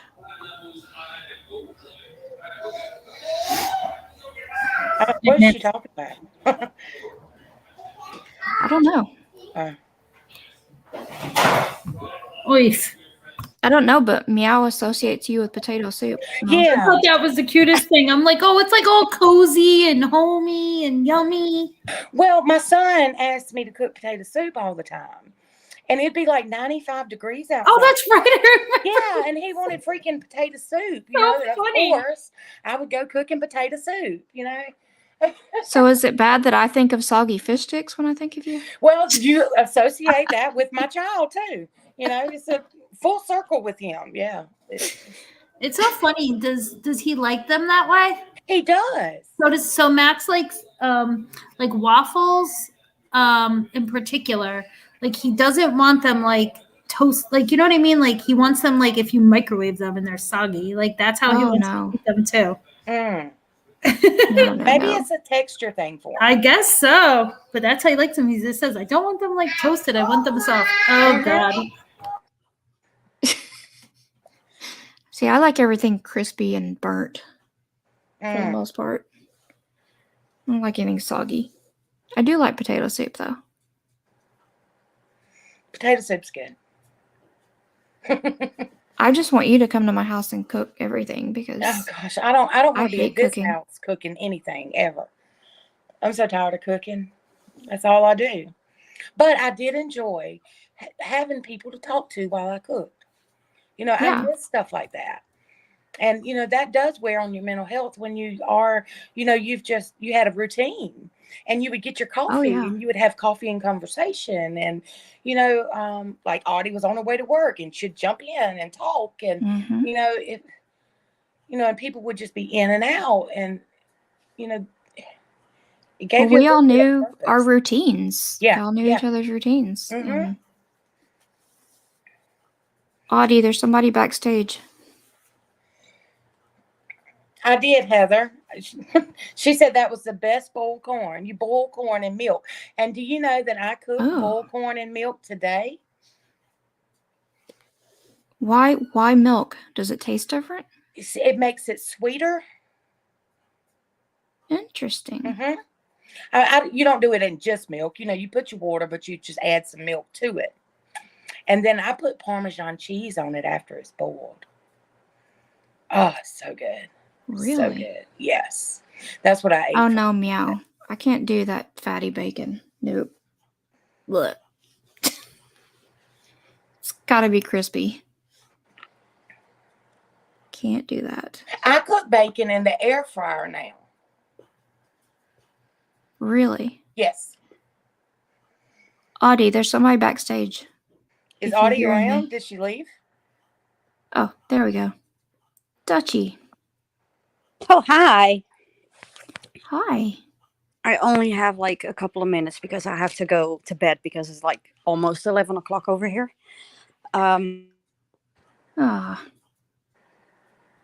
Boiled with milk. That's interesting. Chloe's got it.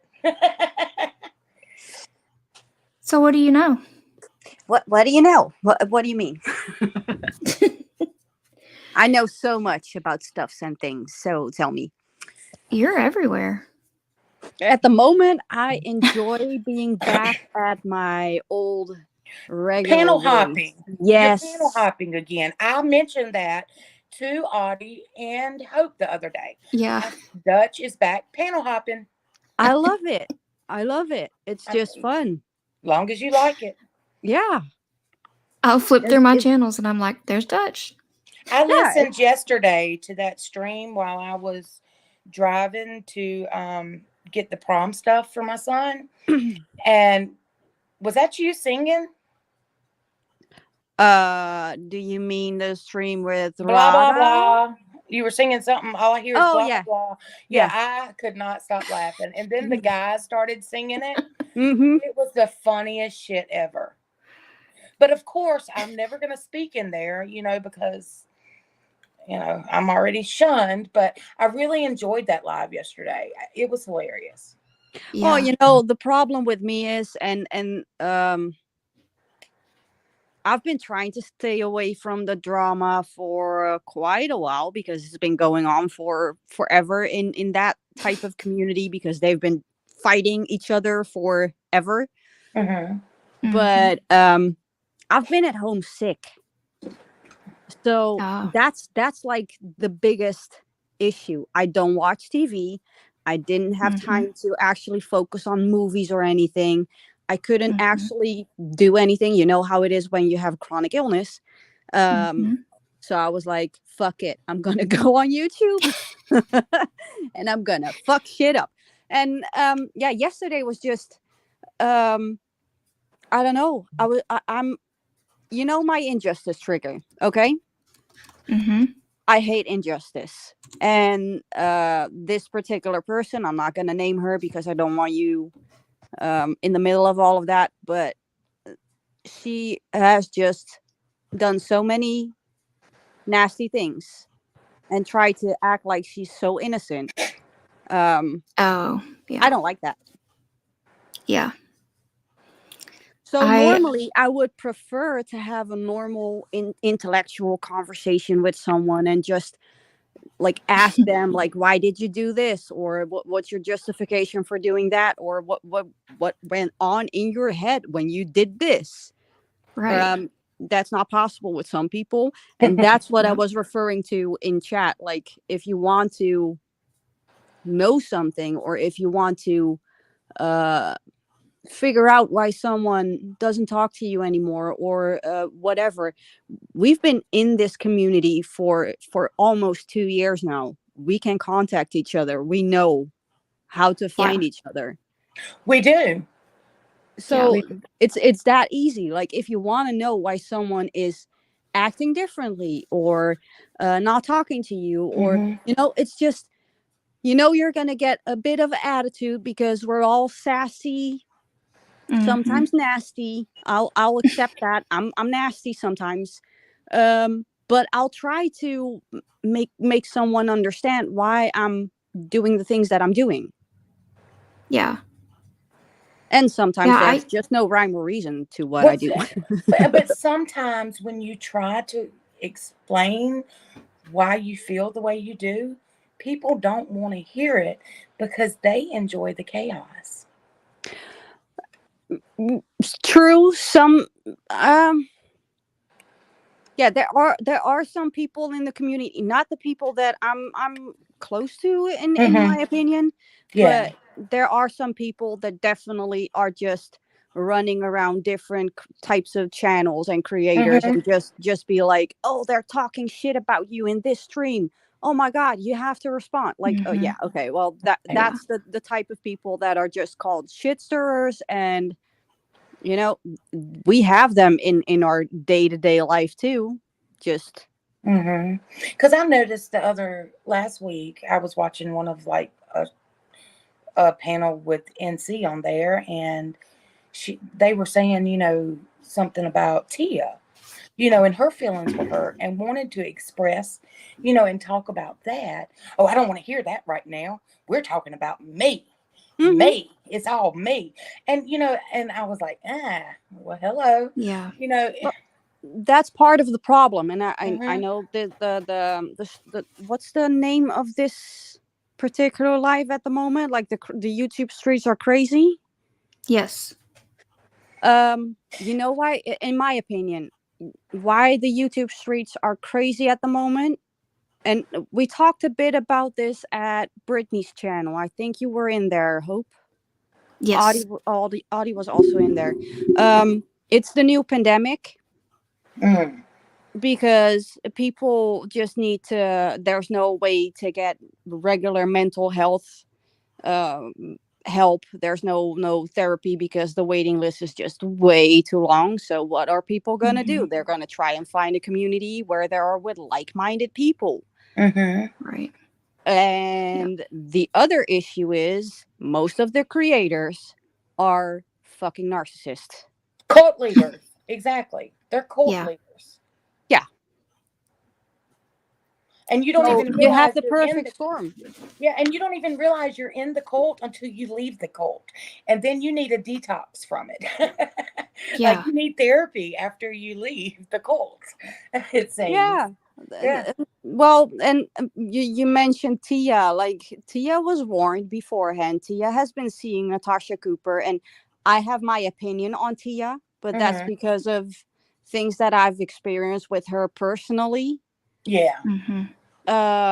She knew beforehand what she was going into when she decided to have Natasha Cooper on her channel. She's a known racist. She's a known homophobic.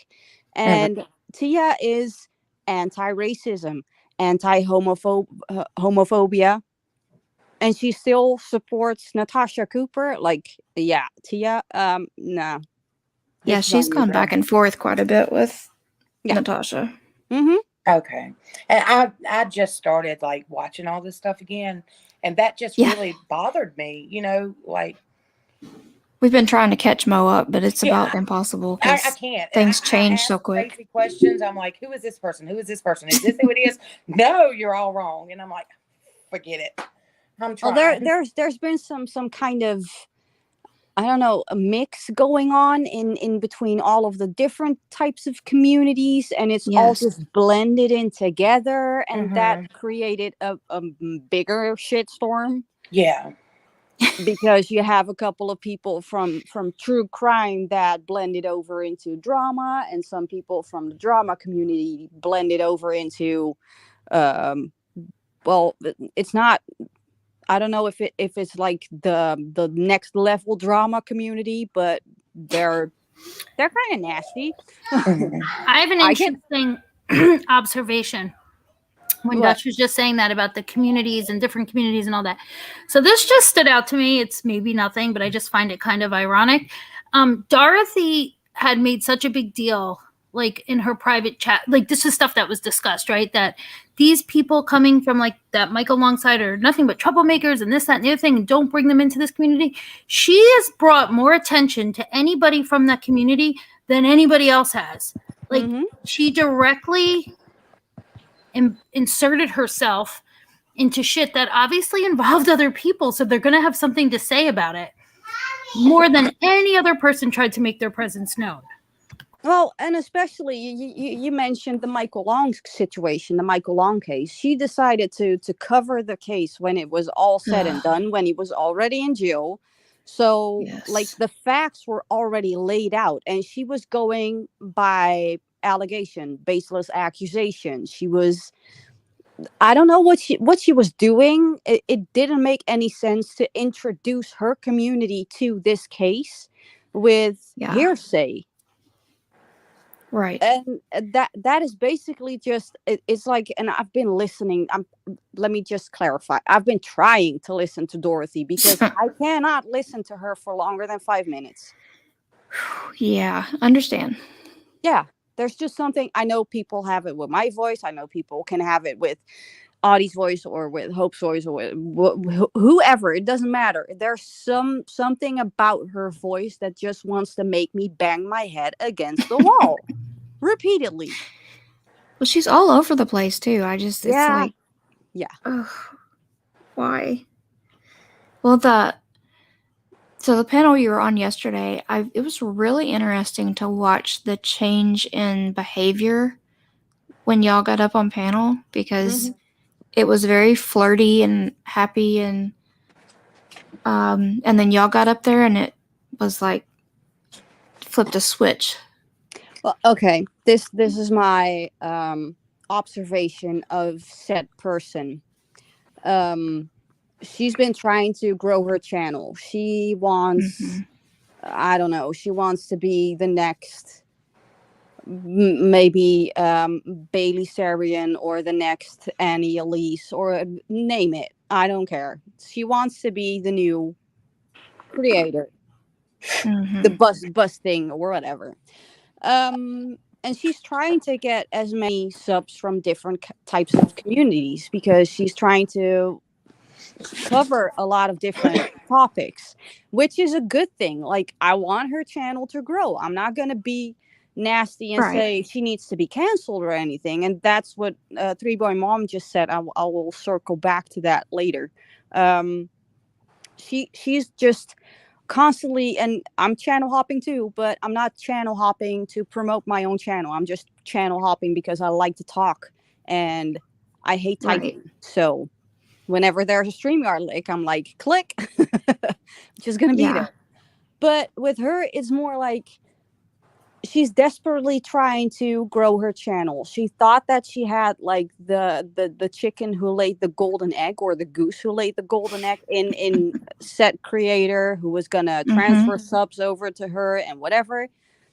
So yeah, she's flirting. She's trying to be relatable and quirky and fun. And to be fair, she can get away with it because she can be quirky. She can be relatable. She can be fun. She is cute to look at. So she's very pretty. Camera, she is.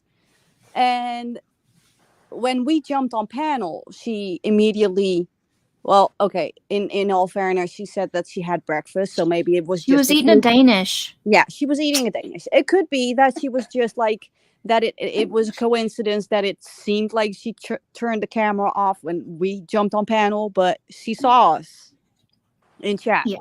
Because I announced my arrival, like, hey, shall we talk? Because you're not protected right now. You're not in an echo chamber. These guys like this, so let's talk, bitch. But she was trying to get a reaction out of us. Yeah.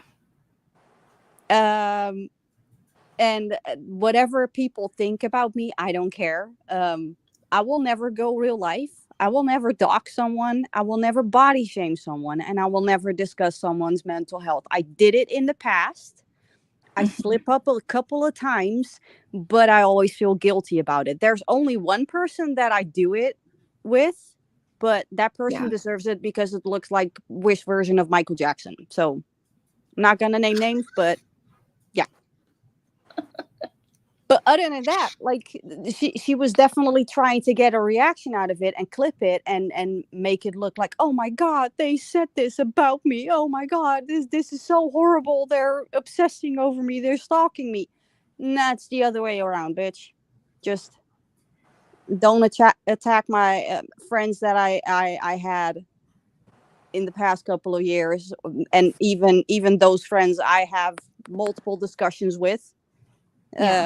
Because I, like you said, I like to discuss. You've been saying it in Brittany's live, like, yes, Dutch likes the debate. Okay. Yes, I do. Well, I think.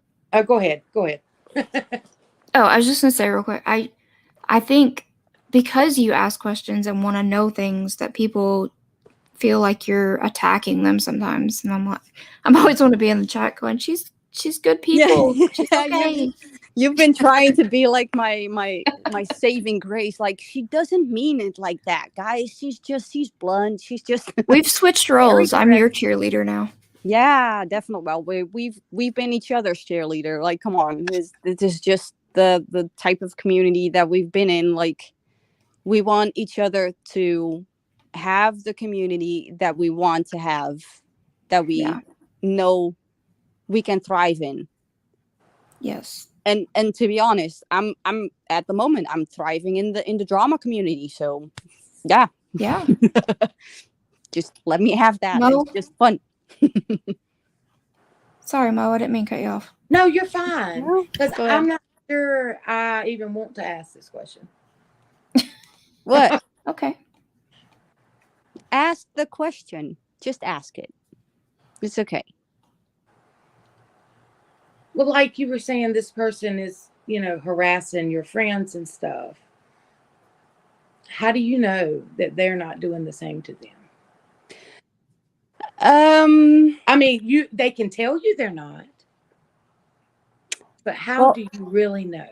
That's the thing. And I've always been big on providing proof. I've seen proof of them showing proof that she has been going real life on them, but I haven't seen it the other way around.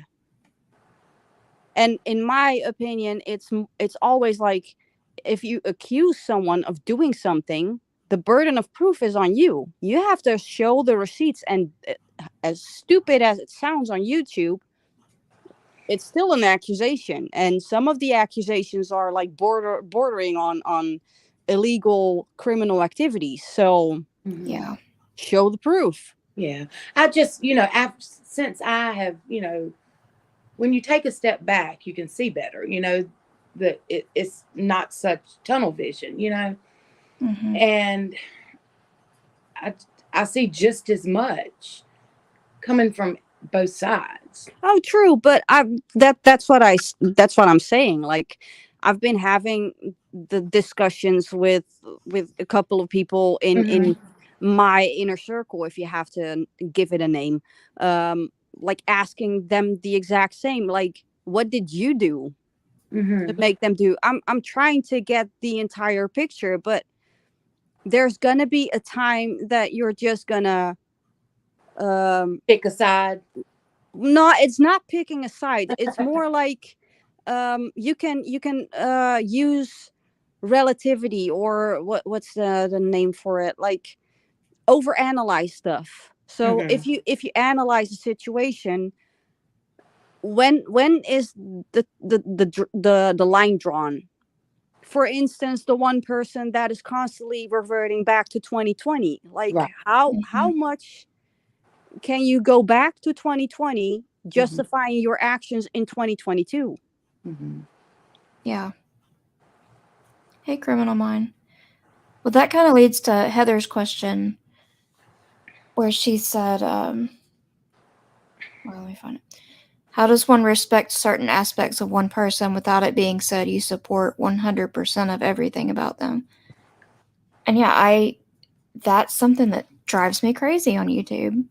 If you're in somebody's chat, you agree with everything they're saying. And no, that's not true. I always say, Heather, it's like,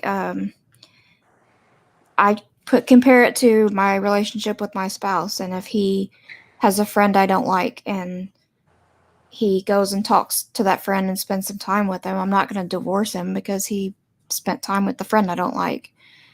What, you're not Amber Hearding him? I'm not. Wow. But people can't comprehend that. Yeah, like you can totally agree with somebody like on certain things and disagree with them on others and still enjoy that person. Yeah. Like there's no, the all or nothing mentality is just so inappropriate for this type of platform, because people come all the time with different thoughts and ideas and whatever. Like it's okay for me or you or anybody else to say, you know what, Autumn or Audie, I don't agree with you on that. Sorry, we can agree to disagree and move on, and vice versa. But there's this weird behavior where if you agree with something, you are aligning 100% with that person and everything they do. If you disagree you with don't them, even have to agree if you're just in the chat while they're talking. Well, yeah, especially here. And then the same, and if you disagree or challenge something, then you're public enemy number one. Yeah. Well, I'd rather be public enemy number one for asking someone why they do something that I'm not co-signing off on or that I don't agree with, than just be a yes man, because I'm not a yes man. Most of us are not yes men. And just because we're in a chat where fuck shit happens doesn't mean that we're co-signing off on it. And that's almost like YouTube one-on-one.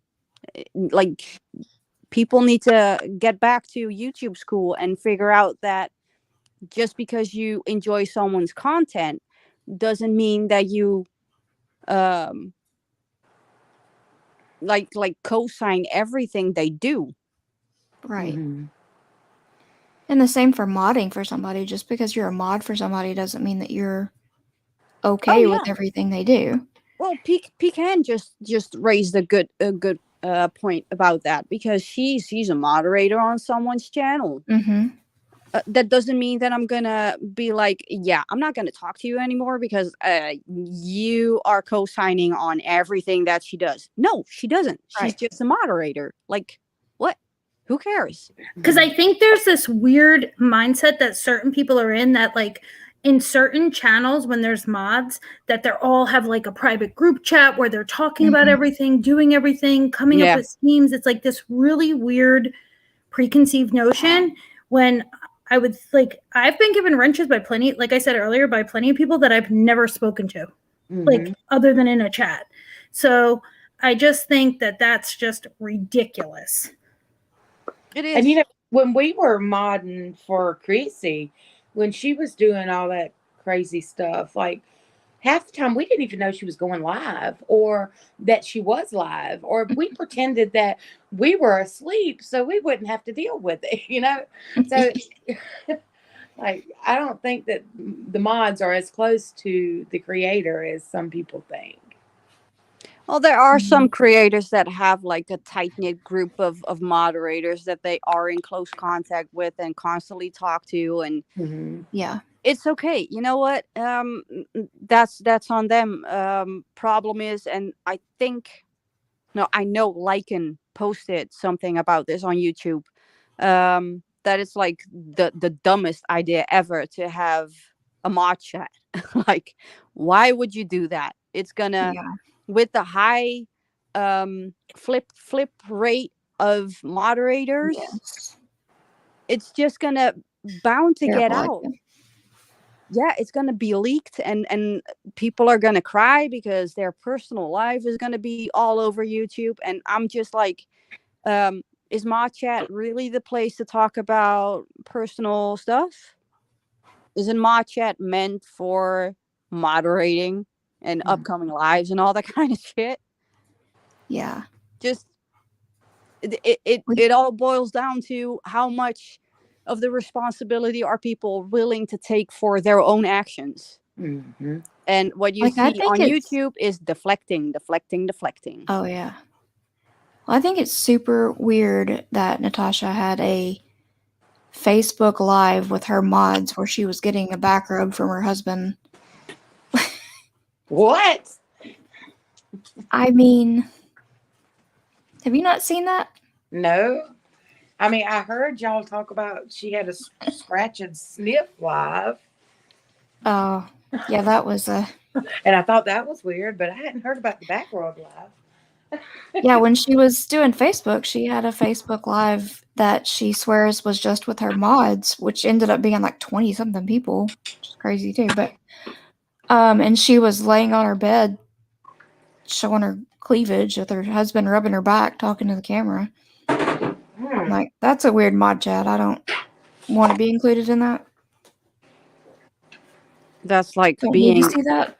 Yeah, that's like being privy to someone's foreplay. Yeah. It's weird. But there are creators that have these private mod chats that they shit talk everybody, and I'm like, stupid. You know it's getting out at some point. Yeah. And that's just the whole problem. Like, we enjoy the anonymity of YouTube. Most of us enjoy the anonymity. Some of us don't give a shit. But it's still a weird concept to me that people think it's okay to dig up someone's information just because they were in someone else's chat, or yes, and not going into the territory of things they have been doing to other people, because that's a whole different story. But just for being in someone's chat while they're going after whoever, you've been seeing it a lot in a certain person's chat at the moment. They're attacking subs at the moment. I'm like, what is going on here? Why are we resorting to outing subs? Yeah, it's going way too far. Yeah, it has been going way too far. But the problem also is YouTube doesn't give a crap. No, they don't. That's why we know that Natasha's channel wasn't mass flagging, because there's people that have been mass flagged that nothing happened. Not even a strike. Yep. I think the Chroma Vault was one who proved that it had nothing to do with the makeup. But I'm still not sure about it, because I think me and Audie were looking at the same thing at the moment that it happened. And multiple people did. I think she's now getting away with it because she's just ban evading. She knows that if she gets caught on this channel, it's going to be an IP ban for sure. Yeah. So she either made a new email address or someone else gave it to her. And I think someone else gave it to her. I've seen something about it. So do you think the money is her addiction, or do you think it's the actual interaction? That's a good one, actually. I haven't been watching Natasha all that much. Yeah. She triggers me for some reason. I don't know why. But there's just something about her that just wants to make me reach through the phone and be like, I want to smack you. Is it because she eats during every live? Yeah, that too. Well, and in all fairness, Savage and me have been bonding over the Johnny Depp trial, so maybe I'll allow her to eat on panel. Just saying. She's been gaining some respect again. No. I don't know. I can't. What? I'm like, you sit around all day and you wait, start a live, and 10 minutes into it, you start eating. I'm like, could you not have started the live after you ate? Yeah. Or fed the dogs. Dorothy does the same thing also. Yeah. Feed those dogs. A lot of people do that. They wait, could you have just waited and did what you had to do and then start the live? Why have, a lot of creators do that. Yeah. Natasha one time. Natasha one time came on and started a live. 10 minutes in, she said, "Does anybody want to come up here? I'm going to go take a bath." I'm like, what? The fuck? So somebody else, a sub or one of her mods, came up there and ran the channel while she took a bath. Well, you don't know what I'm doing. Like, I'm not going live as much anymore, but sometimes I was just on a toilet pooping. So, swings and roundabouts. Was your toilet in the kitchen while you were pooping? Yes. Awesome. I figured that it was time consuming to not be in the kitchen. Mm-hmm. So I have it removed from because you don't have a separate toilet in the United States, right? What do you mean? Separate from what? Separate from like the shower or whatever. It is not attached to our shower. No, like a separate room, you mean? I've always been seeing this thing when housing listings are coming up that there's a 1.5 bathroom, and that's just that half bath means there's no tub. Okay, so there's always either a shower or a tub in the bathroom, including a shitter, to name it like that. right? There's always a No, toilet now in the if bathroom. What? yeah, if it's a half bath, it won't have a tub or shower. It'll be a toilet and a sink. There may be a shower, but there's no tub. Well, we never have a shower in our half bath because it's just the toilet. Yeah.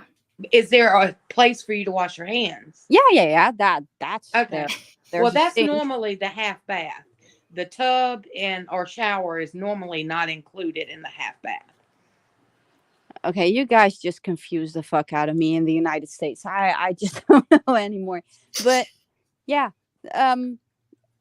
in time consuming ways, I was like, this is just taking up too much time. So I have it moved into the kitchen so I could grab something to drink or grab something to eat while I was pooping. Yes. Efficiency. And this is why you got your eviction notice, right? Exactly. I figured that's what it was. Yes. Well, I've told everybody yesterday what the reason was for the eviction notice. But yeah. That and my cat. My cat had been selling my ass on the streets. So. That was the first time I heard about your eviction notice. Well, she I had heard of it before then. So I was, I have been talking about it. I've been talking about this in private to a couple of people. Okay. She got it all wrong. Imagine that. But I'm not gonna correct her or anything because it's just funny how she connects the dots. Yes. And this eviction notice, now I'm interviewing you. Now this eviction notice is past, present? It's like way in the past. It's stuck in 2020. Okay, so it's still back then. Okay. Yeah. I also owe my boss $20,000. Did you know that? Which boss? Because you've had a lot of jobs in the last. Well, no. According to them, I'm unemployed and I'm on welfare. Okay. But what's wrong with that? There's nothing wrong with it. Right, exactly. But why would, even if you were, why would you shame somebody for that? There's nothing wrong with it. Yeah. But for them, it's like the best insult to someone. Like, you need to shut up because you're on welfare. No, I'm not. But okay, if that's the worst that you can come up with, fine. Whatever. I'll take it. Yeah, I'll take it. Like, I don't care. I don't care what people think. I know the truth. I know what happened. I know the situation. I know that she just can't even figure out tying her fucking shoelaces. So let her run with this narrative. Like, funny. It's funny to me. That's what I just picture her with, one of those big boards with the red string running everywhere. I exactly know what gif you mean. The guy standing in front of the board with all the strings attached. Like, this is what happened. I think she has one of those. I have no idea what y'all are talking about. There's a gif that it's awesome. That's like, her. Because some of the stuff that she comes up with, I'm like, wow, how did we get here? Well, there was one thing that she also said in chat, which was funny to me yesterday. That I said that I don't know exactly how she worded it, but I said some nasty stuff about the channel creator, like Rada. Which she almost had it right, because there are 3 of the letters that she had right. It's like playing letter bingo with her. There were 3 letters that she had right, but it was RDA. RDA is the person that I have an issue with, not Rada. So I was like, yeah, okay, whatever. Just go ahead. Just make it look even more stupid how dumb you are. And that's another question I have for the YouTube streets. Like you said, you're not going to correct her. Why do some people feel like they have to explain themselves? Like, yeah, that's something that I also don't understand. Why do people care so much about the court of public opinion? right. Why do you have to correct? Like Natasha had a breakdown once because somebody said she wasn't close to her aunt that passed away. I'm like, why do you care? These people don't like you. Why do you care so much what they think? Yeah. Yeah. What difference? And if you know the truth yourself, who cares about a couple of people on YouTube? Like, they're not your best friends. They're not the one who provide you. Well, in Natasha's case, they do, but that's a different story. But they don't have any weight in your life. They don't I don't know. They don't do anything to change your life. Right. Like, I've seen people have just mental breakdowns over the stupidest stuff. I'm like, why do you care? Yeah. But they also will then go live to explain themselves. And that starts another fire. Oh, Jesus. And it never stops. Like, have you seen what happened like a couple of days ago with a certain creator that basically just said they're gonna do something because someone else did something to them? Probably not. Probably not. Well, I don't know. Think Did we? Are we talking about self-harm? What? Yeah. Okay. Yeah. I did catch that. I did catch that live. Well, I tried not to watch it though because I was very triggered almost. Yeah, a lot of people were triggered at that moment. But the problem that I had with a specific creator was that she was on panel on someone else's channel while people were trying to figure out how to get help for the other person. And she jumped off panel and went live herself. Yeah. Now, she was implicated of being the reason for it. So I kind of understood why she felt the need that she had to explain herself. But the way that she explained herself was only making things worse. Yes. So I was livid at that moment. I was like, why the fuck are you doing this? Like, think for a second. This could be the final push for someone. Yeah. And even if they said it and the live happened that day after, that people were like, we need to take it seriously, like every time, because you don't know when it's going to be the last time. There comes a point when you have to maybe say like, okay,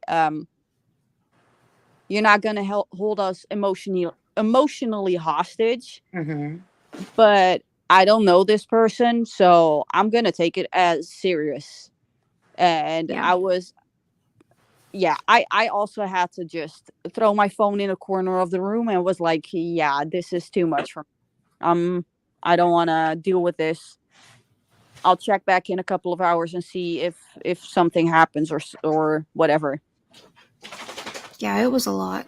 Yeah, it was, and there were more creators going live about it, and I was just like, why are we making content out of this? And why make content on people's like with that situation and what was said about her husband? Like, he was not on YouTube. Like, why can't we stick to YouTube and the people that are on it? Why do family members or friends or cousins or jobs have to be involved in it? Why can't you just stick to the people that are in the story? Yeah. Why do you have to add characters? I don't understand that. Well, you know that I troll, right? Yeah. Or at least I try to troll. Sometimes and I roll feel my miserable. eyes a lot when I see you in there trolling. I know. Sometimes I succeed, sometimes I just fail miserably and get blocked in like 10 seconds. But Yeah. okay, I at least I have fun doing that because I have my morals. The things that I don't do is talk about someone's life, talk about someone's mental health, talk about parenting, talk about children. I only talk about the things that they put themselves on YouTube. So if they act like a fool, I'm gonna call them out on being a fucking fool. And that's like tying back into the life that we had yesterday, like trying to bait us into saying something about your looks. I'm not gonna do that because I think you're cute. I think you're gorgeous. So yeah. If you think that I'm a balding, ugly bitch, I don't care because that's your opinion. You're allowed to have your opinion. Right. Maybe I am an ugly, balding bitch, but whatever. No, but who cares? Yeah, if you want to criticize somebody, criticize what they're doing on YouTube. What they've said, how they've treated people. You don't have to go. I've never once thought, oh, Dutch has really made me mad. I'm going to go digging into her past and expose her for everything. Well, I'll save you the trouble if you want to dig into my past. Just contact me and I'll give you everything. I think the problem is that YouTube turns into Discord and then fallouts happen and then it goes back to YouTube, so you get personal with people and then that's when they know where to hit you. See, I think Discord is a problem in our community. I don't know if that community has a lot of Discord, though. Okay. Oh, yes, they have. They do? Oh, okay. Yep. They all have Discords. They have Facebook. They have every kind of social media that you can imagine. But because you have to be selective. Like in these past couple of months, you just know what you can say to certain people because they have shown their true character once or twice or maybe more. Just stick to the people that you truly and honestly trust. Right. But at the time when you're in the thick of it, you do trust those people. Yeah. Because you do post your family or talk about, what's going on in your life. And that is your outlet.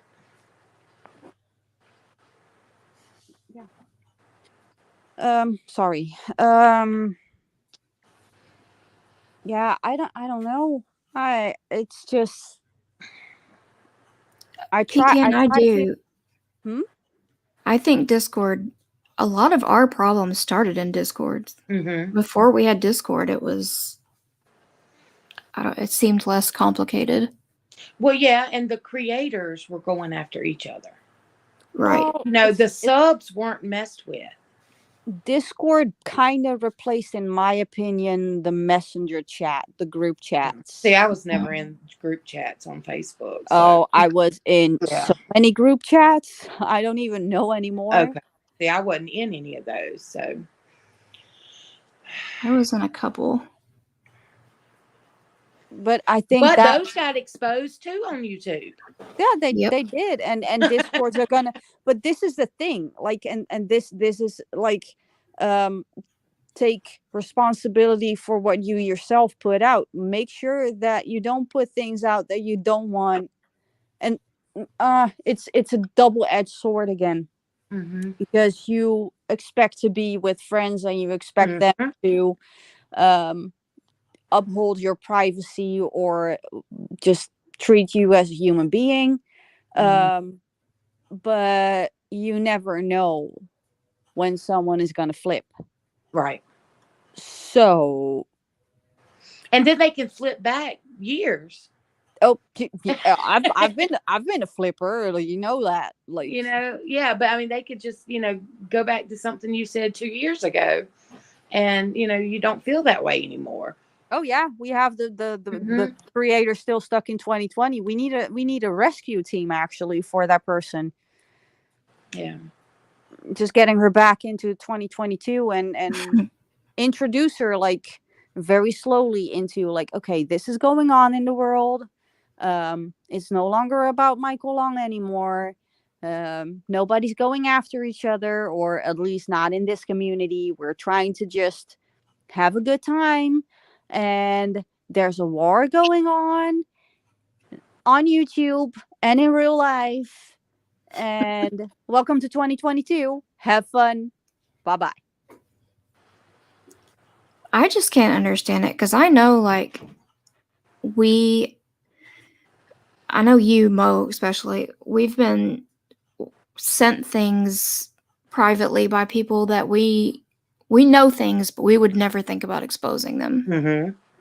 And I don't understand the people that as soon as somebody says the wrong thing to them, they just run and expose everything you've ever sent them. Mm-hmm. Mm-hmm. That mindset boggles me.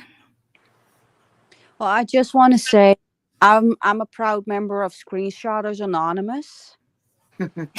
I haven't been sharing any screenshots outside of my own camera roll. Mm-hmm. So yeah, I'm very I still relapse sometimes. That sounded like my voice was croaking. I still relapse sometimes, but it's just more like, oh my God, I need this for my own future reference for Yes. laughing purposes. But no, I'm yeah, it's I've been in the situation that I was like, oh, you're gonna say this about me? Okay, let me screenshot this and I'm gonna send it over to them and then they can blast it all over YouTube. I don't do that anymore. I don't care anymore. People change. Yeah. They do. So yeah. I just wanna put it out there. Proud member, Screenshotters Anonymous. Okay. The sad part is it has a weird acronym. SSA? SA. Oh, just SA. Okay. Yeah. Screenshotters is one. So I'm not Well, gonna. I was thinking it was something else. What? Oh, I thought y'all meant the YouTube person SA. Oh, no. Yeah, I was gonna say she has a weird name. I thought. Yes. Thinking yeah. I've like been. you know the assault stuff. I was like, that's weird. I've been. Where was that actually? She That was I in was here. like. She was in here earlier today, and I was like, SA. I'm sure I that's like had. her initials, but it puts in my mind, my true crime mind. I'm like, wow. I Yeah. had the same reaction when I saw Yeah. her the first time. I thought that it was actually like a funny thing or something, not knowing that it was just like an acronym for her name or whatever. And I was like, Mhm. SA, like in a true crime community. Come on, Right. Yeah. like think about it. Three Boy But then, Mom's got it there. If we go with the anonymous screenshoters, we can use ass. oh my God, 3 Boy Mom, you saved my life. It's gonna be ass. So I don't ass anymore. I'm part of ass. I don't take ass anymore. I don't take ass anymore. Yeah. Okay. I've joined ass. Mm-hmm. True. Pecan, yeah, I've heard lots of people say that screenshots don't lie. Yeah, they do. They do. Crop Yeah. them. Yeah, Yeah. there's lots of ways they can be altered.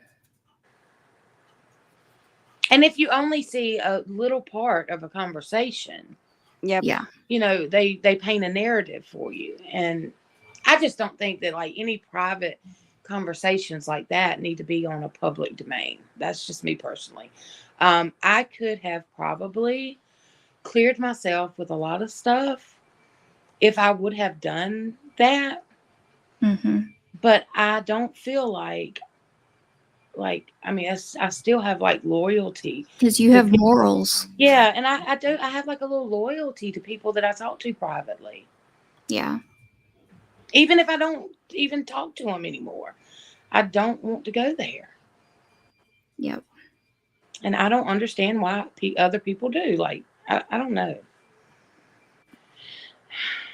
And people that play voice clips, but they only play one side of the conversation and not the other.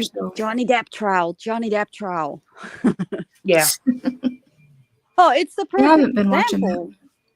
Haven't you? I asked Audie the other day, like, can we please have a panel on Johnny Depp? Oh my God. I have so many opinions on this case. Well, here's my thing, though. I have to keep remembering that he's an actor, a great actor. And I keep seeing, you know, my conspiracy mind comes into play then. And I see him with his hand over his eye, you know, with the Illuminati stuff. And then with the Will Smith stuff that's been going on with him being manipulated, you know, into slapping the dude or whatever, you know, and I saw pictures of him with his, you know, hand over his eye. And I'm like, is this the new Me Too movement?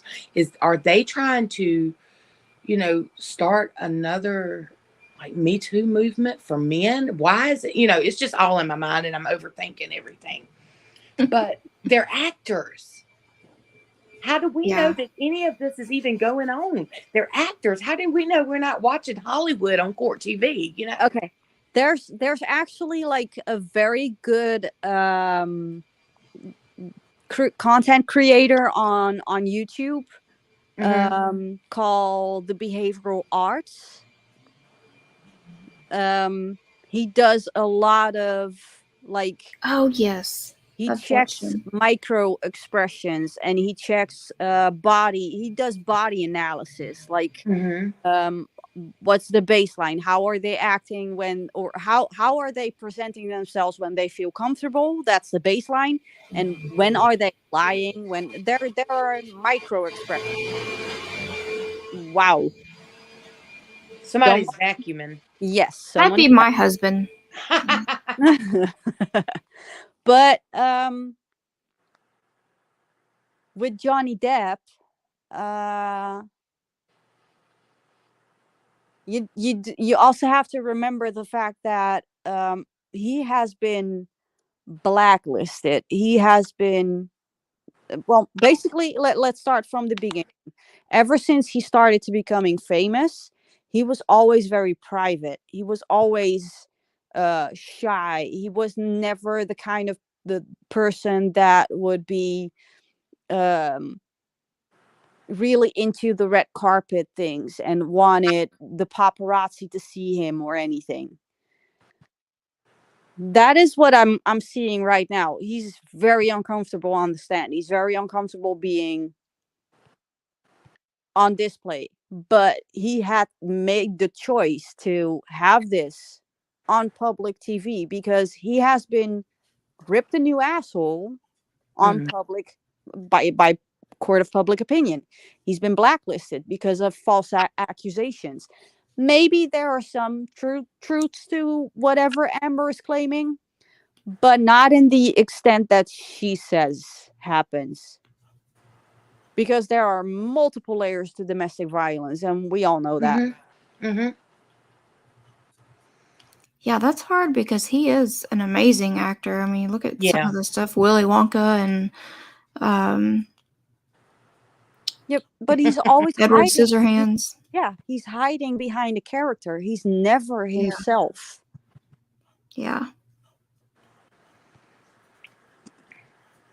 So that just, to me, he proved his innocence.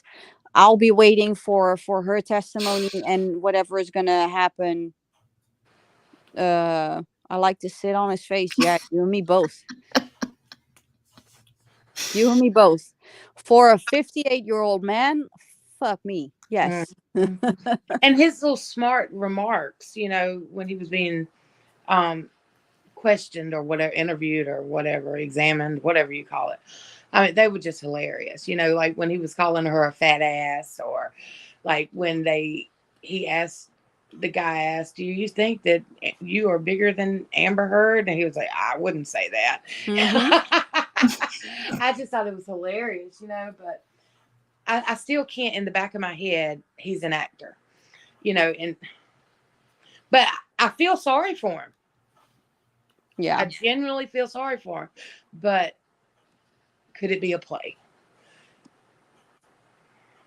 Okay, taking all the actor stuff out of the equation, what do we know about Johnny Depp?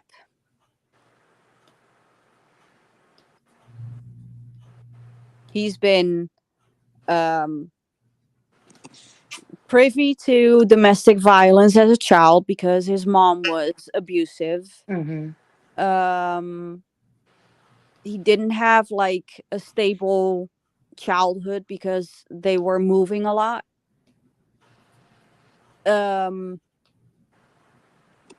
He had ADHD, which also contributes to a lot of internal anguish and chaos and all that kind of stuff.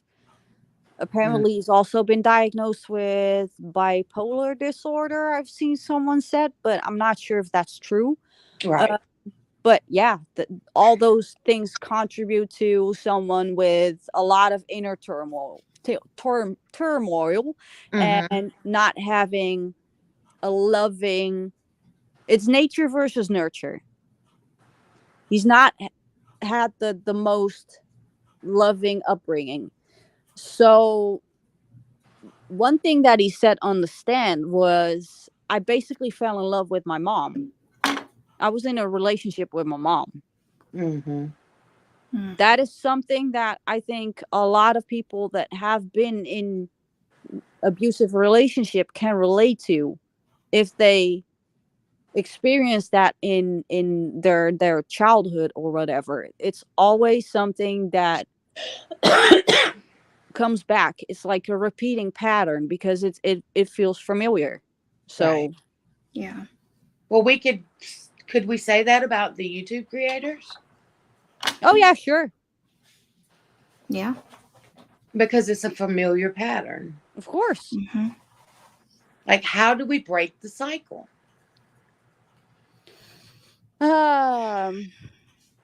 Breaking the cycle can only happen, and I know Gen X wants to do the round table discussion. I don't feel like it's going to happen because that never works. No, we've been trying, and I love Gen X. I love the fact that she's trying, and I hope that it's going to work. But in all fairness, there just has to be one sub who says something about the other creator, and off we go again. We've been through this multiple times. Well, just like y'all on panel yesterday, they were like, well, we see why this has been a 2-year fight. Yeah. They're like, we see this, and nothing ever gets solved on YouTube. I mean, there has to be, like, the subs are going to have to break the cycle, it seems. Yep. There's too many egos.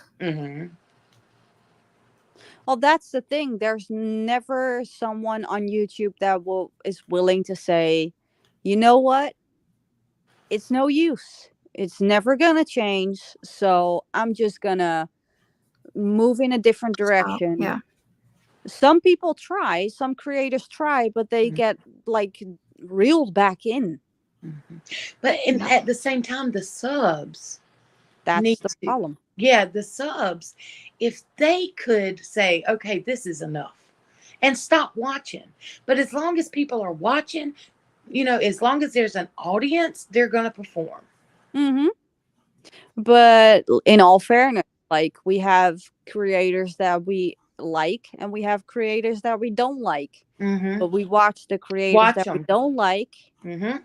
We do hate watching. Yes, we do. So for them, and especially the bigger, well, they think they're the bigger creators, but for all intents and purposes, let's just call them the bigger creators right now. They are very heavy on how many people do I have in chat right now. And the more they have in chat, the more they think that they are actually right and are justified, and they get the validation for doing whatever the fuck they're doing. And it's just stupidity. Well, it's like watching a reality TV show and being able to chat with your girlfriends while you're watching it. Yeah. Yeah. And we So- do that in our in our little small group chat that we have. We'll watch it and then we'll come. Did you see what happened there? It's almost like a book club. You watch it and then you discuss the book, or you discuss the live. I think if more people could do that, where it was a safe place rather than doing it publicly, it could tame the fire just a little bit. Mm-hmm. Yeah, but that's the thing.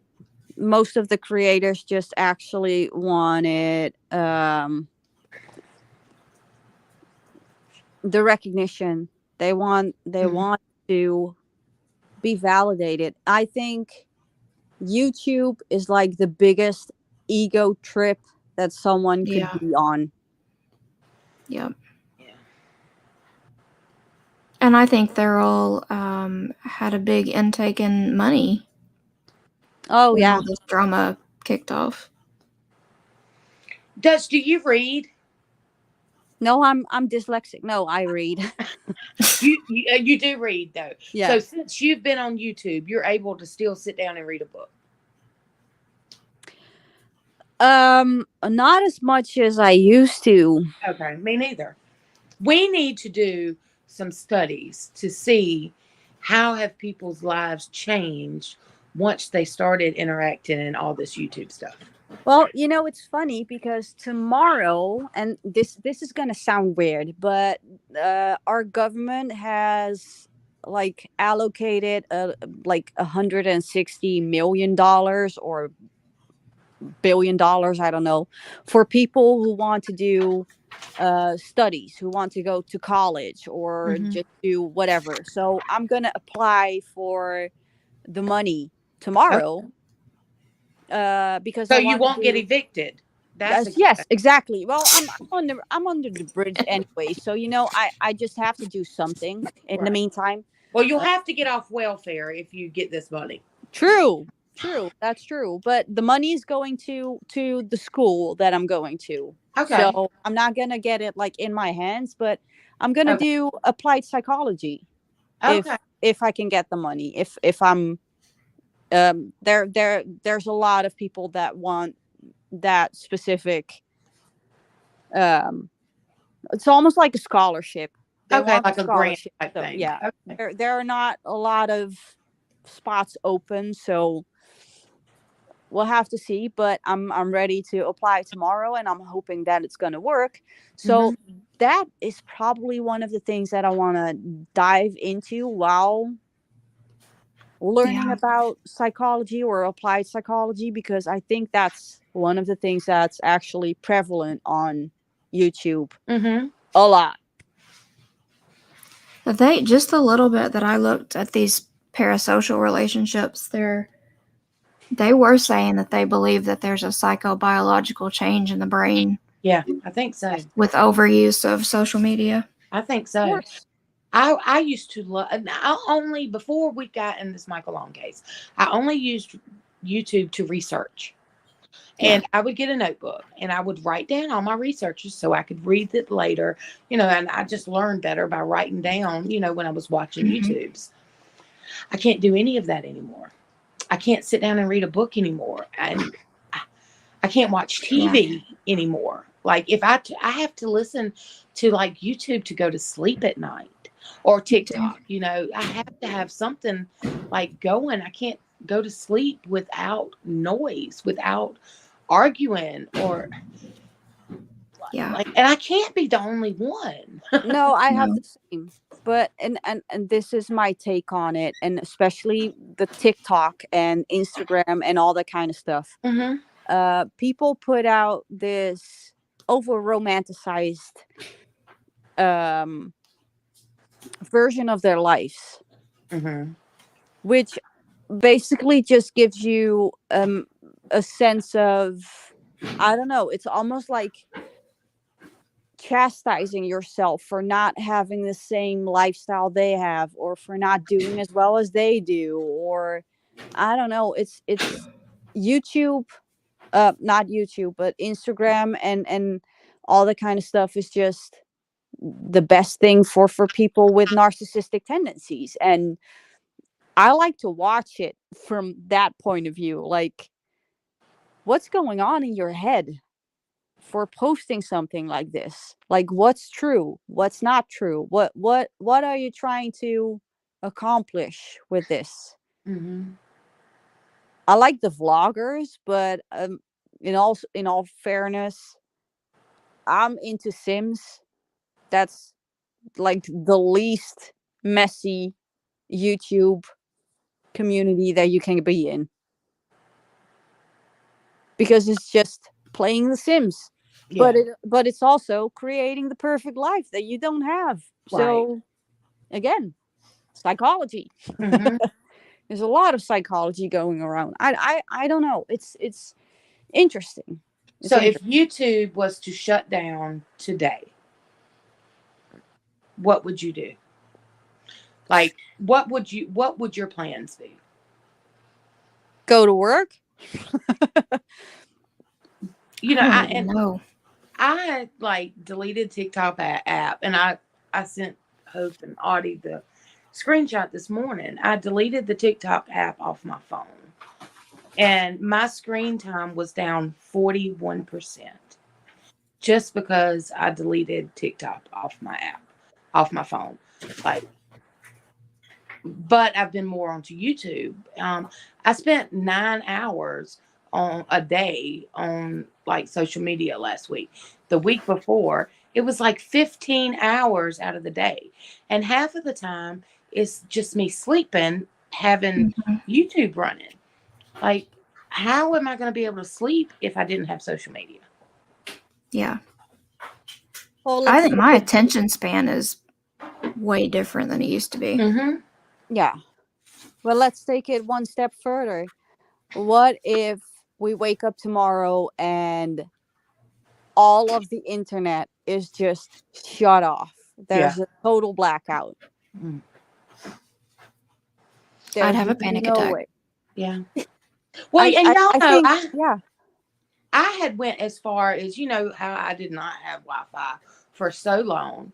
And I remember that. I was hanging out the freaking window to talk to y'all. Yep. That's how bad it was. Yeah. Like, that is sick. That's an illness.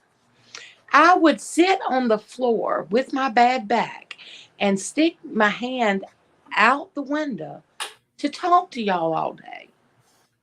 Yeah. Yep. I don't know if there's actually like I need to check the DSM-5 if there is like something related to social media addiction, or if they have something that is like a genuine disorder. Mm-hmm. Because I don't know. There could be. And even after I took the TikTok app off my phone, I kept going to my phone where that app used to be and trying to push it. Yeah, but that's more because your mind is in idle, you know? It's just you don't have the stimulation that you normally would have. So what do? You grab your phone and you're just gonna scroll social media because it's just something that you do. And whenever you come across something that can grab your attention, you're gonna watch it. Yeah. It's and I've always said, you know, there's a reason why they call this a cell phone. We are stuck in this cell and we can't get out. True. Yeah. It's like a jail cell. It's like a moth to the flame. We have to go to it all the time. Yeah, but you see it everywhere. It's like it's been pushed on you with the QR codes and with just in work settings, in everything. You have to be at a computer. You have to have your cell phone ready because you are in a group chat with your colleagues and they can contact you. And it's just friends, family. You can have a family group chat because that's the only way that you can get in contact with each other, because apparently we don't know how to pick up the phone and just call each other. Right. Mm-hmm. Now, what do y'all think if YouTube was shut down while all this arguing and stuff is going on? Do you think that they would go farther real life than they are now to satisfy their needs? Oh, they're gonna move to Facebook and do it there. They would. Mm-hmm. You know, That's I remember when I could go to the grocery store before we had cell phones, and people just couldn't reach you for a couple of hours. Mm-hmm. You did what you needed to do. You didn't worry about it. Wasn't somebody texting you every 5 minutes, Mom, I need this, Mom, I need that. You know, Mm-hmm. I want that back. And are you in panic mode if you don't have your phone with you? Oh, yeah, I am. definitely. I mean, like as a teenager, we didn't have, we had a pager, and I'd be like, oh, I'll Yeah. call them later. I'd go to the payphone and call them later. But if I miss a phone call now, I panic. Yeah. Jesus, I didn't even have a pager. I had this like credit card where I had like an amount of money on for the payphones. Mm. Because we had payphones back then, and that was the way that I would get in contact with. If I'm not at home, I would just try and contact the people that I was gonna hook up with and do fuck shit with. Mm-hmm. It's just, And your parents didn't worry about you as bad. oh either. no, definitely. Mm-hmm. But now if we text our kids and they don't text back, we think they're dead. Yeah.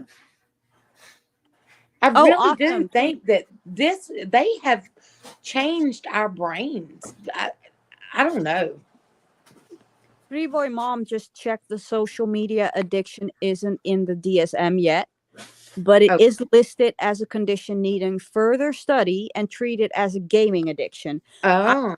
The gaming addiction is actually like it's different, but I can also see the correlations between it. Like there's some overlap between social media, because social media addiction is also like very quick on getting the high that you need. Mm-hmm. Yeah. And that's the same with gaming. So I can see that. Yeah. Were y'all as addicted to social media before the pandemic? Did y'all stay on social media as much? Yeah, I No, did. I didn't. I didn't either. But I was working then too. So Okay. Yeah. But I was able to put my phone on the charger and go clean my house. Now I have the vacuum going while I have my phone in my hand checking stuff. Yeah. Same. I can't. Same. It. I don't know. I think that the government is making all of us mentally ill. It's the vaccinations. Oh, I didn't get vaccinated, so. Well, I do have to say, and this is for your conspiracy brain. Me and the boyfriend are dealing with a lot of serious issues health wise at the moment. It's 100% linked to the vaccinations. Ah, interesting. Especially what he's been going through, because that's not okay for a 37-year-old guy to deal with all that. Yeah. Yeah. Yeah. So yeah, next time when there's, and I'm gonna knock on wood right now. I've never had COVID, so at least to my knowledge, and if I did have COVID, it wasn't that bad. So was the pandemic really necessary? Was it really worth the hype? Did they do it for the Great Reset? Did they do it because they wanted us to be meek and easier to deal with for whatever they're going to do next? Like, oh my God, tinfoil hat. I need my tinfoil hat right now. And could this 5G stuff, like have, something to do with like why we're all addicted to this? Like, could it be like signals or something where like a microwave? I don't know. But I agree with Three Boy Mom. Whenever I was on YouTube, on Facebook, I was like, oh my gosh, the drama is too much. I got to find another outlet. I went to YouTube, and I rarely got on Facebook anymore. And I was like, oh, I love YouTube, until YouTube became twice as bad as Facebook was. I think that we all did that. We all just transferred to YouTube with it. Well, let me tell you, I think I have a hard time getting on Facebook anymore, just because I see all these families doing stuff that I can't do, and it's depressing. So I come to YouTube, and people are more miserable on YouTube, so I feel a little better about myself. I'm the same way. I'm the same way, because I have, it's terrible, but I haven't been on vacation since like 2010, but I see everybody on vacations and posting pictures of their family going out to eat, or, and it gets depressing. Yeah. But you can go to YouTube. You an irrational jealousy over something that you can no longer do. Mm-hmm. And even if it's not jealousy over the people that are experiencing it, it's more like, fuck, I want to do it, but I can't. Mm-hmm. And with I think that the biggest issue with social media is the fact that you're going to use it when you don't have anything else to do. Yeah. Because just look at the fact that what do you do when you go to the toilet? Mm-hmm. Yeah. My phone goes everywhere. Do you take your magazine with you, or is it your phone? It's going to be your phone, because social media. I mean, I sit in the tub and, scroll through Facebook. I can't even take a bath without my phone. Mm-hmm. If I do my bath, I listen to YouTube lives while I'm taking a shower. Mm-hmm. Mm-hmm. It's like constant, and yeah, it's my boyfriend and me are like polar opposites when it comes to social media, because he doesn't have any social media. He hates social media, like to the core of his existence. He hates it. Mm-hmm. And I'm like, I love it. I have everything. My digital footprint is like massive. Okay, let me ask y'all this, because y'all have partners and I don't. So how does this affect your relationships? He does it. So addicted to social media, or having to watch all these lives. And, me personally, I think that if I was in a relationship, I would be able to put down my phone, because I'd have somebody to talk to and interact with. Now, that's just me saying, I couldn't tell you if I would actually be doing that. I would feel like I'd have to sneak to get on the YouTube streets and stuff. Like, how do y'all ever have any issues with that? Yeah, I had an issue with it. And in the beginning, it was, and mostly because of the time zones, he was just like, this is just taking over your entire life. Mm-hmm. You are awake all night doing stupid lives on stupid stuff. And I'm sleeping, or I'm waiting for you to come to bed. So we made the agreement, because we're just open and honest, and we can have massive discussions, but we always try to resolve it in a way. So we made and we still long distance, so it's easier for me. But it's just like, whenever we're together, I'm not on YouTube as much. I'm not on social media as much. I think it's a problem for me, because we both worked at the same place. So when he comes home from work, he has all these stories about work, and it's all these people that I know and was friends with, and it's hard to listen to. And I don't have anything to tell. Like, my day is listening to YouTube stuff and crafting. So what am I going to talk about with him? he didn't understand this YouTube stuff, doesn't want to. So there's definitely less conversation. For sure. Yeah. But does your husband also not understand chronic illnesses? Like, not really. Yeah. Not really. Well, that's one thing that, and it's sounds weird to say this, but ever since he's been dealing with his own physical well-being, he's actually been more appreciative of what I'm going through. Which is weird, because it's almost like they have to experience it themselves before they're like, oh, it's real. It's definitely not made up, or you're not acting like whatever. Yeah. I think it's hard for people to understand. Of course. When you don't look sick. I get it. Yeah. Like, and I've been, I don't know if I told you, Hope, but I've been at home for the past couple of weeks because I had like the worst flare up I've ever experienced in my life. So last week I went to the rheumatologist, and she was just like, yeah, your body is just like that one inflamed ball.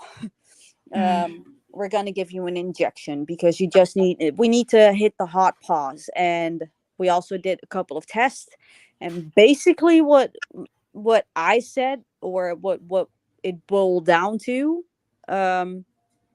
I'm like the borderliner of the rheumatologist department. I have a lot of symptoms from a lot of different diagnoses, but not enough to actually say, okay, it's this, it's that, it's the other. Yeah. Yep. It's more like I have a bit of everything, but they haven't figured out a name for it yet. Maybe, I don't know. But totally get that. Yeah, you have the same thing. Like, there's always like the comorbidity with, once you have one of them, you're gonna get the other. But the fucked up thing is that I probably also have osteoporosis, which is like, I'm 30 fucking 8 years old. Like, why? why are my bones breaking down now? Why are you doing this to me? So yeah, I've had a bad couple of weeks, but that's why I was so active on YouTube. And I get it. It's just like, it's out of boredom. It's out of wanting to connect to people. It's just the fact that you can find a community where you can talk to people, even if it's not in person. You can kind of have the sense of being around people. Yeah. And when I've tried, like, I love horror movies and things like that. I just cannot sit through one anymore. No. And I hate it. Yeah. I gotta go cook supper. My child's texting me. Well, I had to be in bed at like 11, and it's midnight over here, so I'm gonna hop down. Yeah, you need to go to sleep. Well, we do need to do some studies on, like, the chemical change or something in our brain. I'm really interested in that, because I thought it was just me not being, just not concentrating, and, just losing interest just because I'm depressed, But now that I'm even Peaky and said, I'm not alone. Like, it's not just me that feels this way. Like, we need to do some research and then have a live about it. Yes, we definitely do. I'm definitely gonna check. Like, if chemical imbalance in the brain is contributing to whatever we're experiencing right now, like globally, with the new pandemic with people cyberbullying and all that kind of stuff. Yeah, I think it would be an interesting live. I mean, people probably don't want to hear it because they enjoy, the drama side of it rather than why we're the way we are. Oh, I love picking apart stuff and things and wonder Stuff why and things. the way they do. I have a very different opinion in life, than everybody, but I want to hear everybody else's opinion because I want to know why they think the way they do. Yeah. So I think that would be a good live to have one day. Yeah, definitely. Yeah. And with you and Audie's, nursing backgrounds, I think y'all would have great input on it. Hey, I've been a nurse too. What kind of nurse? Maternity care nurse. Oh, well, if we want to have babies, we'll go Dutch. But yeah, you've been a Dutch too, and I said you've been a Dutch too. I've been Dutch too. Yeah, I've been Dutch. I'm no longer Dutch anymore. Just you heard it here first, guys. You heard it here first. I'm no longer Dutch. That eviction included getting rid of your Dutch. Yeah. But yeah, I think that would be a good live. I know everybody has to go, but I think we ought to do that. Yeah. Yeah, definitely. It's very interesting that. Hit me up. And it would tie into this live and the cult live, really. It would all tie into, what we've been discussing these last few weeks, don't you think? Yeah. Yep. We'll YouTube have to plan that for next weekend. Oh, yeah. Yeah, definitely. Mm-hmm. But go fix dinner because your kid wants to eat. Mm-hmm. He wants some tacos. So. Oh, that's good. I cooked earlier. I cooked about 12 o'clock. I didn't, but my family had pork steaks, and I cut that up and put them in onions and bell peppers and made a roux with it. And we had the boiled corn and milk and some Hawaiian rolls. And my dad had a salad to go along with it. So I did my cooking early today. That's like so much work that I'm like, yeah, that's what I'm thinking. Like, I'm going to go cook some taco meat and get the cheese and the shells out. Exactly. Chop up some vegetables for those who want it and fix it yourself. It's a build it yourself day. Yeah. Yes. Mm-hmm. All right. Well, thanks for coming up, y'all. Yes, thank you. I enjoyed this conversation. I appreciate y'all letting me up. Yes. We'll do it again next weekend. Next weekend's Mother's Day weekend. Y'all probably have plans. No. I don't either. My mama took the holiday with her. Yeah, I don't. We don't. She died on Mother's Day weekend. She took the holiday with her. Yeah. I mean, that's just something she would do, Well, then you're going to need a distraction next weekend. I definitely will. Yeah. Definitely. All right. We'll talk to y'all later. Yes, all right, girlies. I'm going to bed. Bye-bye. Good night. Bye. Bye.